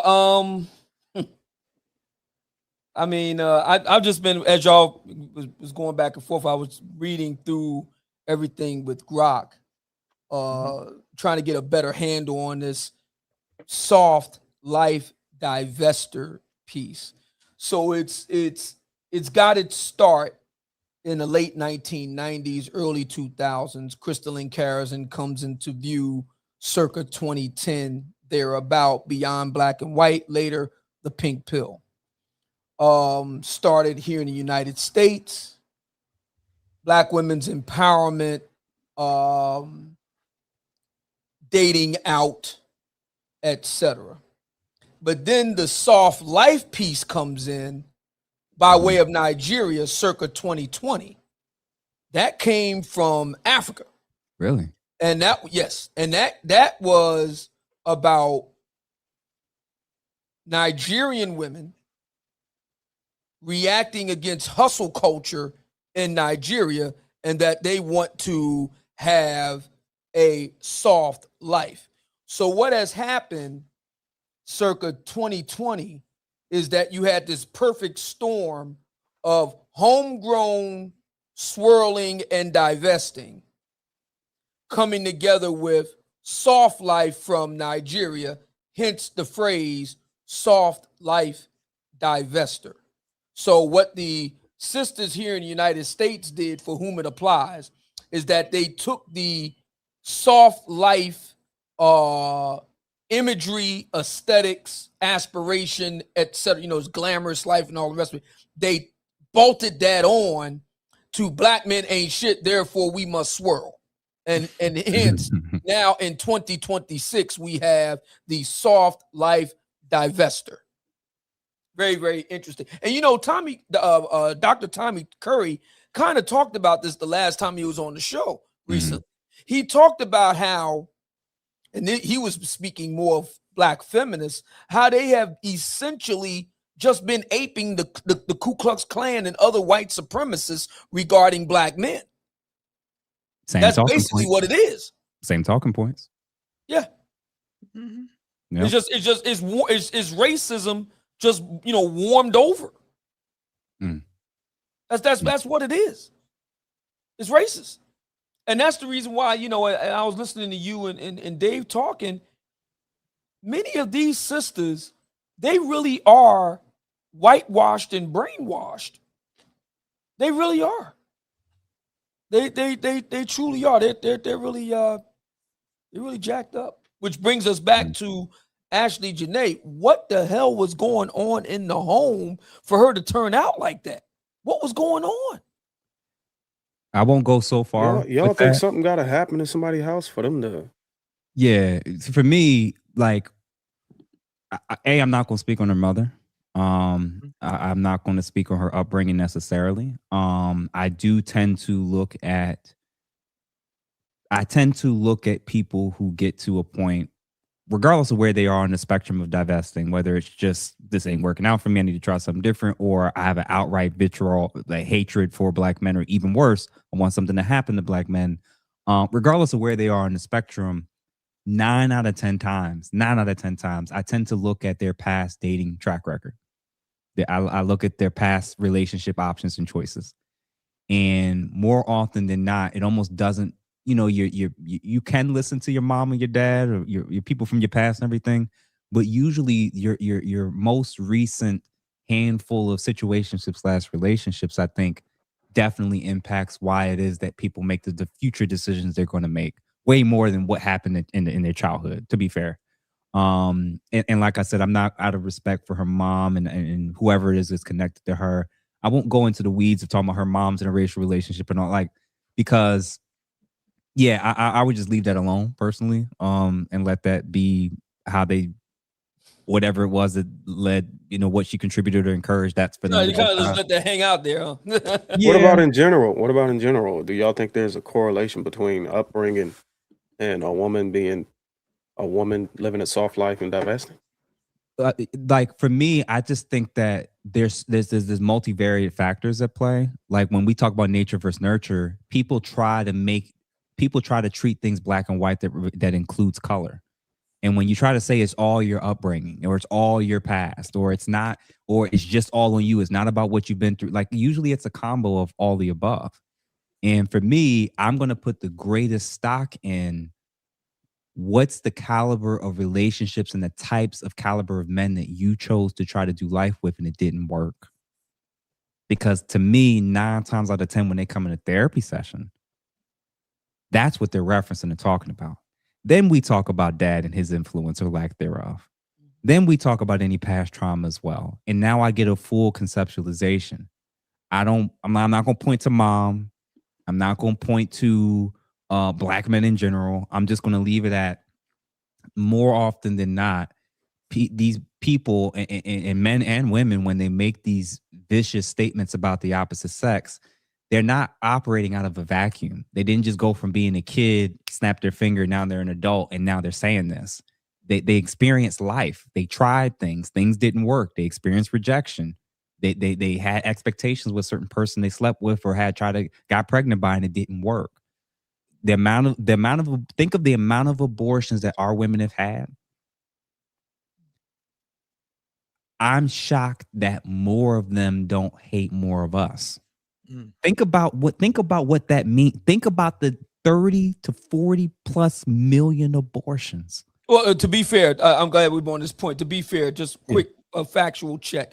Between 1973 and 2022, there have been approximately 20 million abortions on the part of black women. Black women make up 6% of the United States female population, adult female population. They get about 5 times the number of abortions relative to their percentage in the population, which comes out to about 20 million. This is per outfits such as the Guttmacher Institute and others. So we can't lay this at the feet of Andrew Tate. Okay, just so 20, so we stick to 20. How many of them would have loved to not have done that if they ended up with the guy that they wanted all along? And they couldn't. They didn't get it. It didn't happen. It didn't work out. He cheated. He lied. He wasn't who they thought he was. He wasn't who they tried to make him out to be. Whatever the reasons are, when you factor in the divorce rates, the actual trauma in the community on top of the abortions and everything, I get it. This is a mess. And it wasn't just the black community doing this all to ourselves. I get it. Somebody had to put the Planned Parenthoods there. Somebody had to put the government funding there. Somebody had to push a lot of these policies and infiltrate the churches. I get it all. I get it all. The number's small, man. I thought it was way more than that. Yeah, I thought it was way more than that personally. But he's saying 20. No, so I'm not talking about the total number. I'm talking about the question. You saying how many of those women wouldn't have gotten an AB abortion if it was the guy that they really wanted to be with, or it got I think that's a very small percentage in that fraction of that number. I think I'll I say would it. make the argument that most of those numbers make up. Mhm. They didn't want to have a kid. I think the guy that they chose was the guy that they wanted to be with. What They I'll just say, couldn't check. you know They what? failed to I'll word change it it. differently. I'll word it differently, just to make it plain. What they've done to their bodies and what they've done to the unborn, I think that it's changed them in terms of how they're seeing us. That plain and simple. Yeah, and I think, I'll put yeah. I'll put a name on it. I Okay. call it disposable. Mm. They can dispose us and they can dispose our seed. Jesus. And if we ain't acting right and if we ain't the person that they expected us to be, or if they can't change us into the person that they want us to be, then we dispose. We're disposed and our seed is also disposed at their will. Jesus. I mean, it's really sobering when you consider 20 million. That's more. I mean, the Ku Klux Klan, they would have to like do that many times over. You got a chance to survive in the Vietnam War than the womb of a black woman. Yeah, that's more. in that time frame. That's more than we lost in World War II. That's more than we lost in the Civil War, which is our worst military conflict we've ever had as a country. The Civil War between the states. That's more than we've lost. Like Darwin says, Vietnam, Korea, World War I. Both Iraq wars, Desert Storm in the 1990s. Iraq war more recently, Afghanistan. I mean, it's just all the gang banging. The crack wars. I mean, you aggregate all of that, and it still pales in comparison to 20 million. I mean, to be brutally frank, black babies. You can make the argument that black women hold the crown. Or it's the authority over population control for black people. Yeah. More than Massa, more than Genghis Khan, more than the KKK, more than H to the Lur. But you also have to understand the propaganda that's been put on them. Yeah. We can't just gloss over that like it's not a thing. Like that's why I wrote about in the Real Black Agenda. It's extremely important. I'm not going to read a whole bunch on here, but I will say, that when you look at it, there are no fertility clinics in the hood. The entire black zip codes have multiple abortion providers, but not one low-cost IVF option, no culturally competent OBGYN. Let's not even get into the fact that they take the stem cells from what is then classified as medical waste when you get hooked up to the vacuum doctor.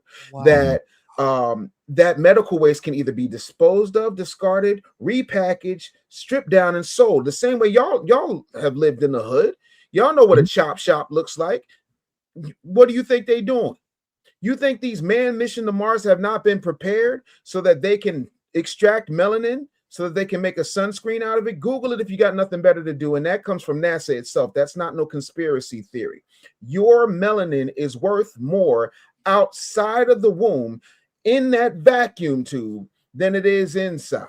The other part of that is when you are told that abortion is healthcare, then you have to explain to black women, why is it that too many of them die on the table? They are not allowed in very many instances to get pain medication at the same level as white women, Asian women, or Hispanic women, that they die giving birth or die on the operating table. And then you say, well, because black women don't get the best health care. Well, Beyonce and Serena Williams are both billionaires, and they almost died on the table.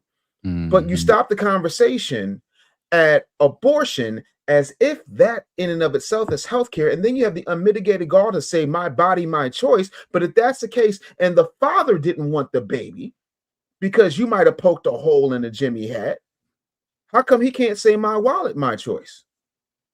So there's all of these things that we do not talk about that is set up in order to make sure that they make a profit, and we make sure we're at the opposite end of everybody. Them HeLa cells just don't keep regenerating themselves by accident. That's by design. Let me ask you a question, Dave. Sure. If black women, being how smart they are, the most educated, got the degrees and all that other stuff, do they know, are they aware of what you just said? First of all, let's stop that lie right here. Black women are the most enrolled. They also have the most student loan debt. They are not the most educated. Well, I'm just talking about their claim. No, but I know that's what their claim is. Do you believe that they are aware of the money? No, they're not, because that's not what Andy Cohen feeds them on Bravo. That's what not Natalie Double Chin's Nun feeds them on Zeus. Like, all of these people they're not getting that information, and they don't want to hear it because they have been told that that's all it is. Hell, they don't even know that when in Roe versus Wade, found out what was happening, and she rejected the part she played in the abortion craze. So, hey, man. Of course, they don't want to know that. See, ignorance is bliss. That's why they're so happy to do it. If you're saying Darwin, with your question, I think we got to stop playing naive. That these women ain't on the same internet we on. That's what I'm trying to say. I think what's happening is they're fully aware of what's going on, but they've been told who's to blame for it and incentivized not to care. Yeah, and that's what I'm saying. Like, because if they're aware of this. Abortion and the what do you call it? Maternity rate. Yeah, that's right. Then you would think that it would show up in being more calculative whenever they begin to select who they procreate. Why? If there's no consequences, they live their respectfully. Right, exactly. They live their life on easy mode. They do. So we shouldn't expect any change unless the incentives were replaced with some type of consequence. Absolutely. I'm with you on the. Are you about to bring up this damn thing again where you can't date a single mom? No, I'm not. Listen, listen. You're trying to bring it back. It sounds like you're going a long way to read that direction. Now, and listen, if you the fact that you brought that up tells me that you've thought about it enough to think that within this conversation that might be a particular option that can work. No, I still think it's. Come on, man. I think it's hard. Because my whole thing is this, bro. At this age, and I'm not trying to be funny, and when I say this is no diss to Obsidian. I'm almost 50, and if I gotta constantly fight the world, fight people's perceptions, people telling me I'm doing this and I'm doing that, I'm like, I don't even know these people you saying are paying me. I'm not going to walk back in my house after completing an 11-month book tour where I barely spent 4 whole days in a row in my home for the better part of a year to come and fight with my wife and kids. I'm not doing it. If I can't change the people around me, I will change the people around me. And a lot of us won't draw that line in the sand for whatever reason. I don't know if it is the, maternal simp gene that has been activated in us. I don't know if we're too afraid of being alone and what that looks like. If we can't understand the sound of our own inner voice, I don't know if we just lucked up and finally got something and all we want to do is hang on to it. But I need cooperation. And if I can't get it, I'm going to go get it. Most of us won't come from that place because simping has been rewarded with good dog. Good dog. Let me give you some coochie cookies. Coochie cookies to the average black man in America is like Roland Martin to butter biscuits, but I digress.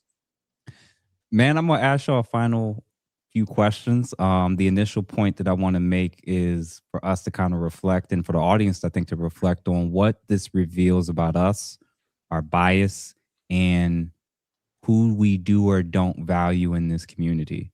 Before I even ask the initial question, this point I was going to make is, I think what's happening, especially when we've seen the noticeable gap in how a lot of our women are reacting and responding whenever they're seeing something happen to a black man involved in an interracial situation, in contrast to this situation where I think overwhelmingly the reaction and response is probably more apathy, or most black men didn't even know who she was, to be fair.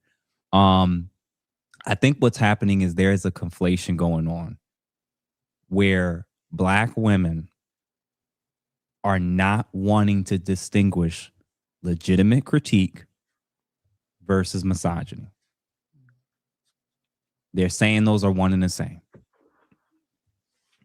If every man and every person that says something about what's happening in the community and what our black women are doing that's not positive or even causing harm to themselves or harm to the community collectively, you're treating that as misogyny. You've basically made it known, and we all can tell, can't nobody tell y'all shit. That's what that means. You've now conflated all forms of legitimate critique so that only panderers can get through and women who keep you single lying. You have a role to play in what's going on, and it ain't all on you. I would even argue it's not all on just the community. Like Dave said, there's a whole lot of factors at play that's gotten us to this point. But if can't nobody tell you nothing and you've now conflated, you say something about blacks because you hate us, it's because you're misogynist, it's because go through all the whole list of all of that, fine. But once you, from this day forward, once you, and I'm saying this to every single man that's listening to this, if you hear a woman, when you try to correct her or let her know what she's doing is a problem, hurting herself, putting herself at risk, and she starts using those talking points, leave her alone. Like Darwin said, she's not ours. Period. So the initial question I want to ask y'all, man, is our view of a person's humanity hinged on who they date or who they vote for? Because I'm going to answer straight for me, it's not. But I have a strange feeling. You have to explain that because I'll say date, it. Go ahead. Who you date, who you vote for, who you procreate with, has a lot to say about. It has a significant impact on humanity, I believe. I'll say this. I'll say this, and I'll answer for me, and then I'll let you expound on Go that ahead. how you see fit. In and of itself, no. I'll have to look at your character beyond that. I have to look at what else you're doing and what else the person you're connected to is doing to decide then and there how I'm going to judge you. Because this whole concept of he's a good guy because he's with a black woman, that doesn't mean anything if he's an asshole, if he beats on her. Right? So I'm looking way past, is she black or not? And I'm looking at how are you treating the black woman that you are responsible for. Okay. So for me, I notice in these conversations, when I look at the threads, when I see the comments, when I see reaction videos, there's a lot of people who struggle with seeing the humanity in somebody based off of who's the person that they were in a relationship with. They don't even know anything about the person. Oh, he was with a white woman. He deserved it. That's what you get dealing with them white people. And I'm like, we kill each other more than anybody else. And God forbid somebody actually use logic and statistics and say, that's what happened when you're dealing with a black man. That's what the stats say. That sounds crazy. So I'm going to be the person that says, for me in the panel, I'm going to look a little bit past simply if you gay or straight, and if the person is black or white or something in between. I'm going to look a little bit beyond just that to make a determination on who I think you are as a person, personally. And when you say humanity, how are we understanding that term? Not just the blatant definition, just the context you're using it in, just so I can prepare my answer for it. I'll say that it's twofold. One is, are you cheering? And are you happy? Are you happy that Ashley is dead? Because if you are, I think you've lost an aspect of your own humanity when you can't see hers.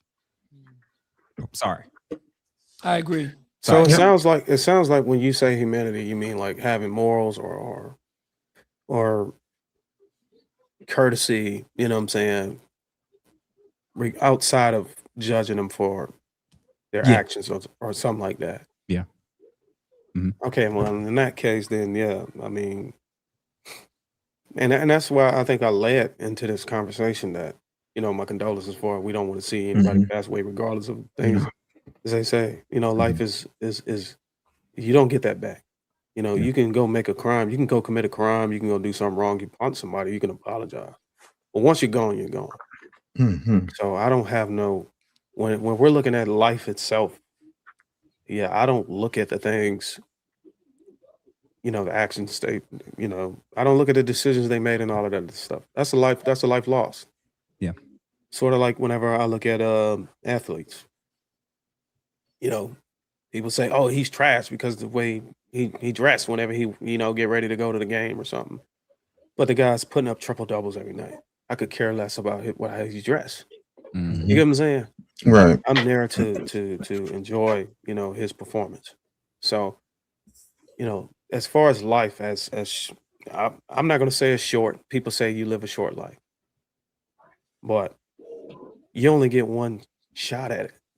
You know what I'm saying? We can argue the statements. You know what I'm saying, that she made. We can go against that. We can address that, our opinions on that, how it was wrong. But being happy that she's passed away, that's a totally different, that ain't even got nothing to do with her statements. Yeah. You get what I'm saying? That's her life is gone. She could have, for God knows, 5 years from now, she could have turned over a new leaf and maybe came back and apologized. She didn't have the chance to do that. We've seen it. We've seen people. We've seen people change. We've seen people change. We've seen people apologize. How do we know that this person may not have done that in terms of what we're addressing as far as her statements? To try to attach that to her losing her life. I think the issues that we have with her from our perspective is separated from her losing her life. Correct. And I think we came into this the right way, man. We showed much respect for her and her family and all that. And we just address specifically the disagreement and, her tone against other people and the space and Black men in general. And I think that's what we intended to do. But we also wanted to shed light on how people are trying to conflate it in a way that where like maybe she deserved it, which is wrong, which I think that's cruel. Yeah. So I'm going to yield to Dave because it looked like he got something to say.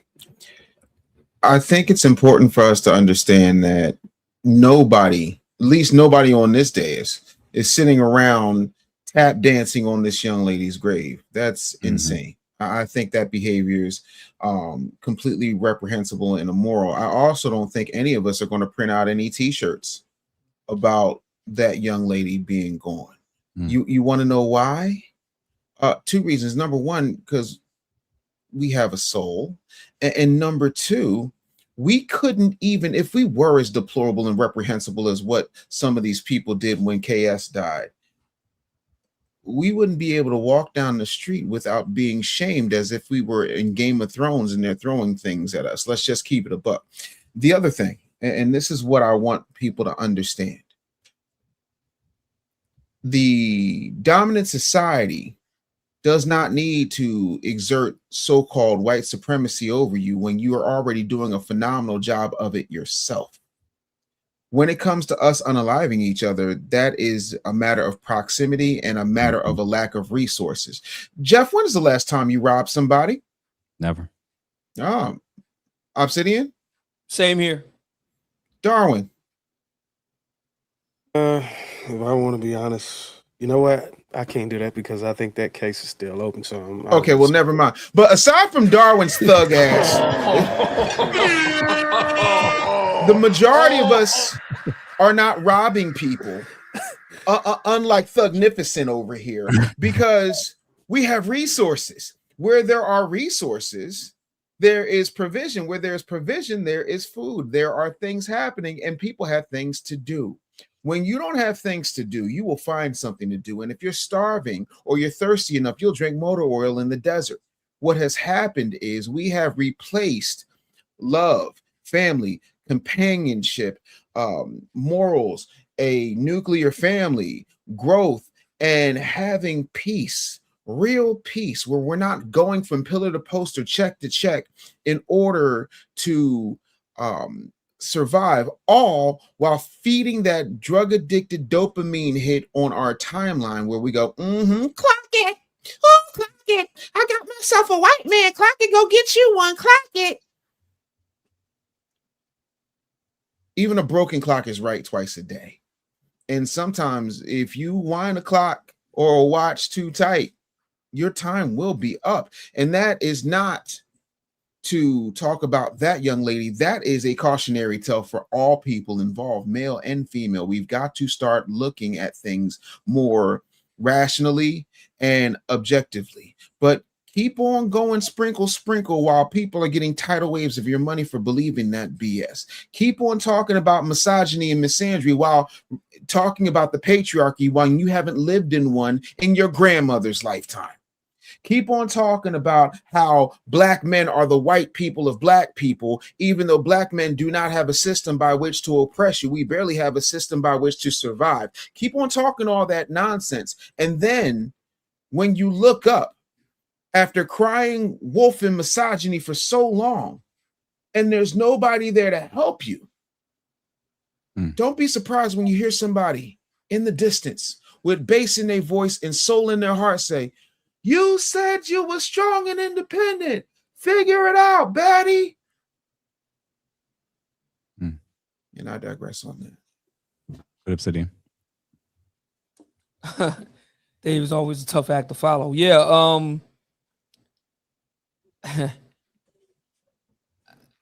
I'm still kind of grieving Kevin's loss. I'm still grieving that. You know, I wrote this book in part. I didn't set out to write this book because of that. I set out to kind of put into written form what Kevin was doing, so people stopped getting it twisted on TikTok. You know, the kind of telephone game thing. But after he had passed, it really turned out being a way for me to kind of work through my grief. And I'm still working through that. I've talked to my lady friend about it, which I rarely do. I've talked to some other people about it privately. I really have to work really hard not to allow myself to kind of slip into a vengeful place. And I'm working very hard to keep the late Ashlee Jenae's humanity front and center here. That really did something, man. I mean, because I love Kevin. We all did. Yes. And it's one thing to have debate, you know, and spirited debate, and you know, good people can disagree, but when it's slipped into what we all saw, that I'm not gonna hold you, man. That really did something to me, man. That really did something to me, and I had to work very hard not to let myself kind of slip in the darkness with that. So, were you shocked whenever you saw what was happening? Whenever they were talking bad about him, like, is it a part of you that was like, you know what, kind of expected that? Yeah, and I'm thinking about, and I'm not going to say any names here because I don't want to get Jeff in trouble. There were actors on the other side, the divester side, the feminist side, who made jokes about Kevin, who said it was an act of karma, who said he kind of got what he deserved, et cetera, et cetera. And these same, I just got finished watching on YouTube, on Facebook, one of these individuals, who I will not name here. We'll talk about it in the back channel. She is saying that black men's reaction to the late Miss Ashlee Jenae invoking what happened with Kevin is stupid. And I'm sitting there fuming because she was one of the main ones leading the charge in tinkling on the brother's grave. I got a card I don't know what I did with it. Hold on. A couple months back, I got a card from Kevin's mother. That woman got wind of her only child, her only son, being deceased by way of internet chatter, wherein there were women like the one that I just mentioned, who I will not name here, dancing on his grave. Okay?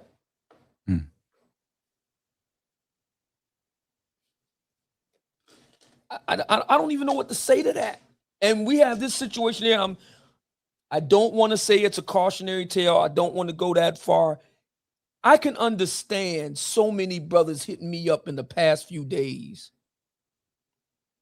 because I feel the same way. And I remember Bell Hooks, the famous Black feminist writer, scholar, passing away. And I have a lot of areas of disagreement with Bell Hooks. I do. But I felt it was not the right time to go into that right there. I said, this isn't the right time. The right thing to do, just, pipe down.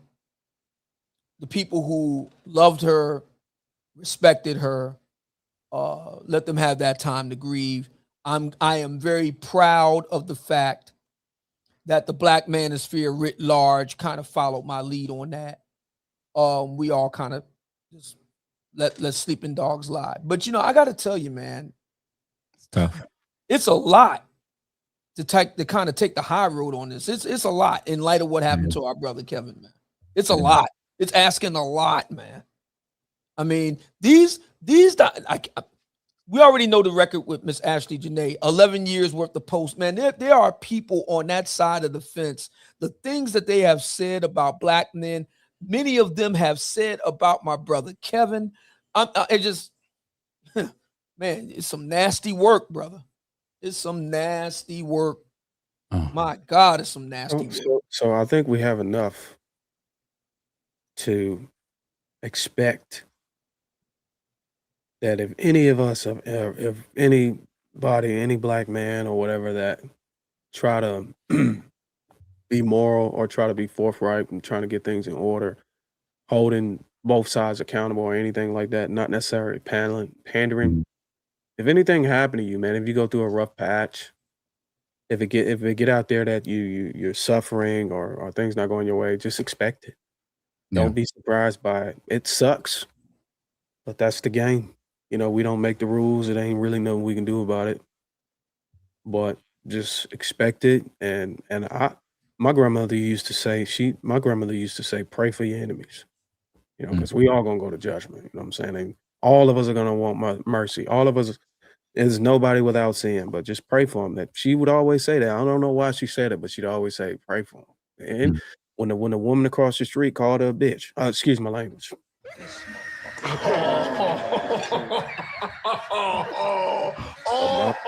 My grandmother used to say, God bless you. That woman was just cussing my grandmother out. She said, God bless you. God bless you. And walking to the house. Maybe that's what we gotta do. Maybe we gotta pray for these hoes. I mean, for these people. Excuse me.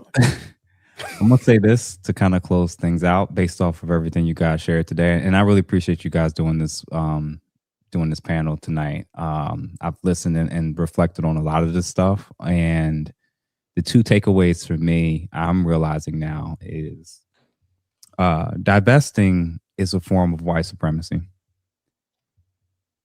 and number two, cheering and celebrating the death of Black men and Black women is a form of anti-Blackness. And it's time to acknowledge that.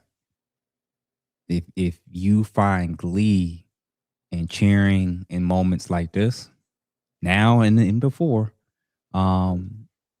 you're beholden to an anti-Black mentality.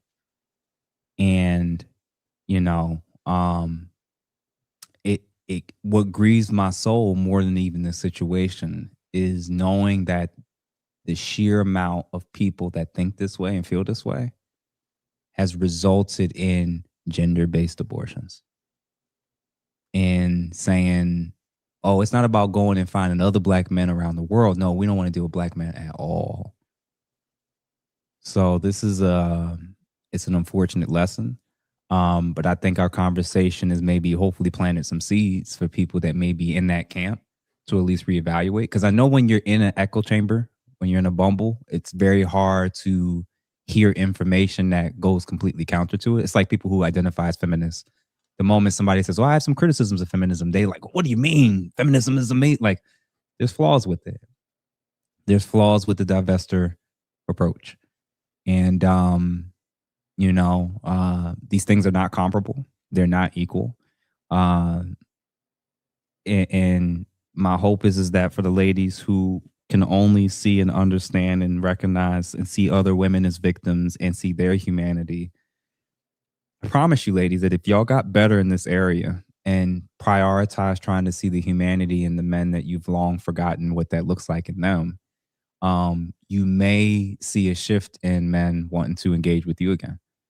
But at best, if y'all gonna keep moving the way y'all moving and treating your bosses and white men better, black men are going to be beholden to focusing primarily on protecting their own, and you're on your own. That's what I've kind of learned and observed. So fellas, do you have any closing words as we kind of wrap things up? I want to thank you for having a very sober and mature discussion.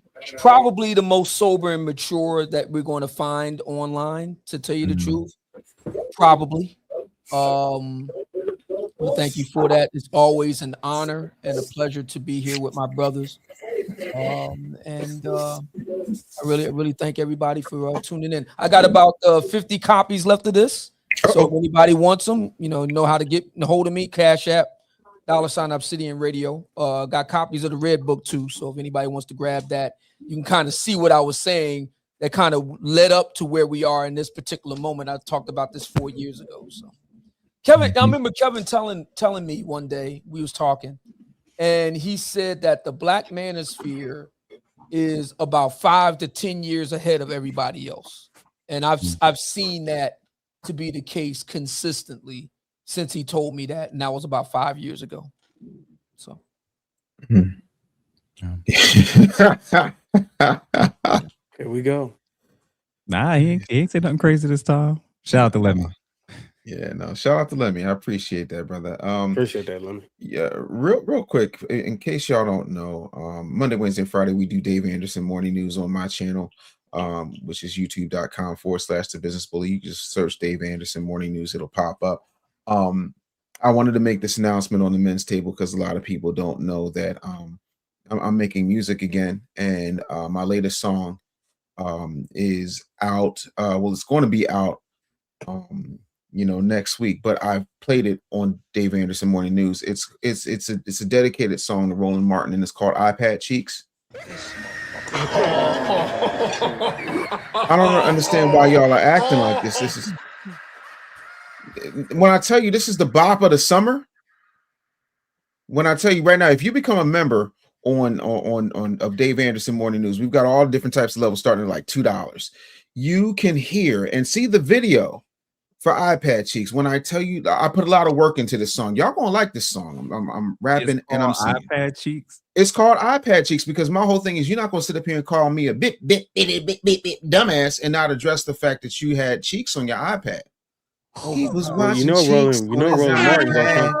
Roland Martin gonna come for you. Roland gonna come for you, bro. Roland. He hasn't come for anybody in years except for men, so that's not surprising. Anyway, you slice it. Hey, these gonna be closing words, closing remarks. I'm my album. My album is coming out May 1st, but I just want to let you know the single is available for those people who become members of Dave Anderson Morning News, and the single happens to be called iPad Cheeks. It is the bop of the summer you didn't even know you needed. Trust me. Listen to watch the people in the chat, Jeff. Look what they say. It's a banger. Obsidian, any closing remarks, brother? I don't want to hear about I think on that note, we'll close out. Thank you so much, and we'll see you next week. God willing, and the creek don't rise. Listen, please support the show. I'm not going to go into it here, but there are a lot of we brothers have gone to great lengths. I'll put it that way to bring this production to you. We work very hard to bring up topics that are not just clickbaity, but or outrage, but try to be thoughtful and try to be sober and judicious, to try to show a face of the Black manosphere that can be mature and fair and balanced. And it comes at great cost to myself, Darwin, Dave, and Jeff in ways that I won't go into right now. But it's not easy. And it does cost. There is a cost associated with it. I hope nobody minds my saying this right now. We do have aspirations to do live in-person tapings of the show here. We would like to get guests to join us live, in a studio setting. We've kicked the ball around this privately behind the scenes, but the plain truth of the matter is that it does cost to do that.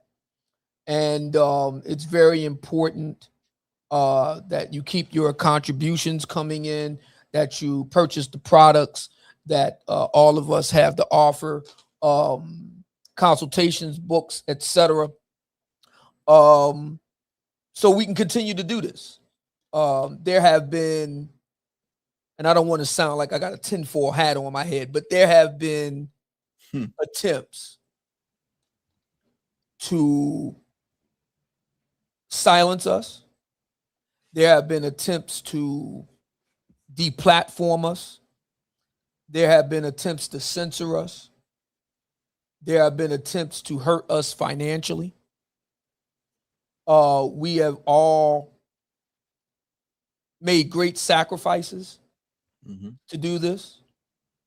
We enjoy it, but it does come at a cost.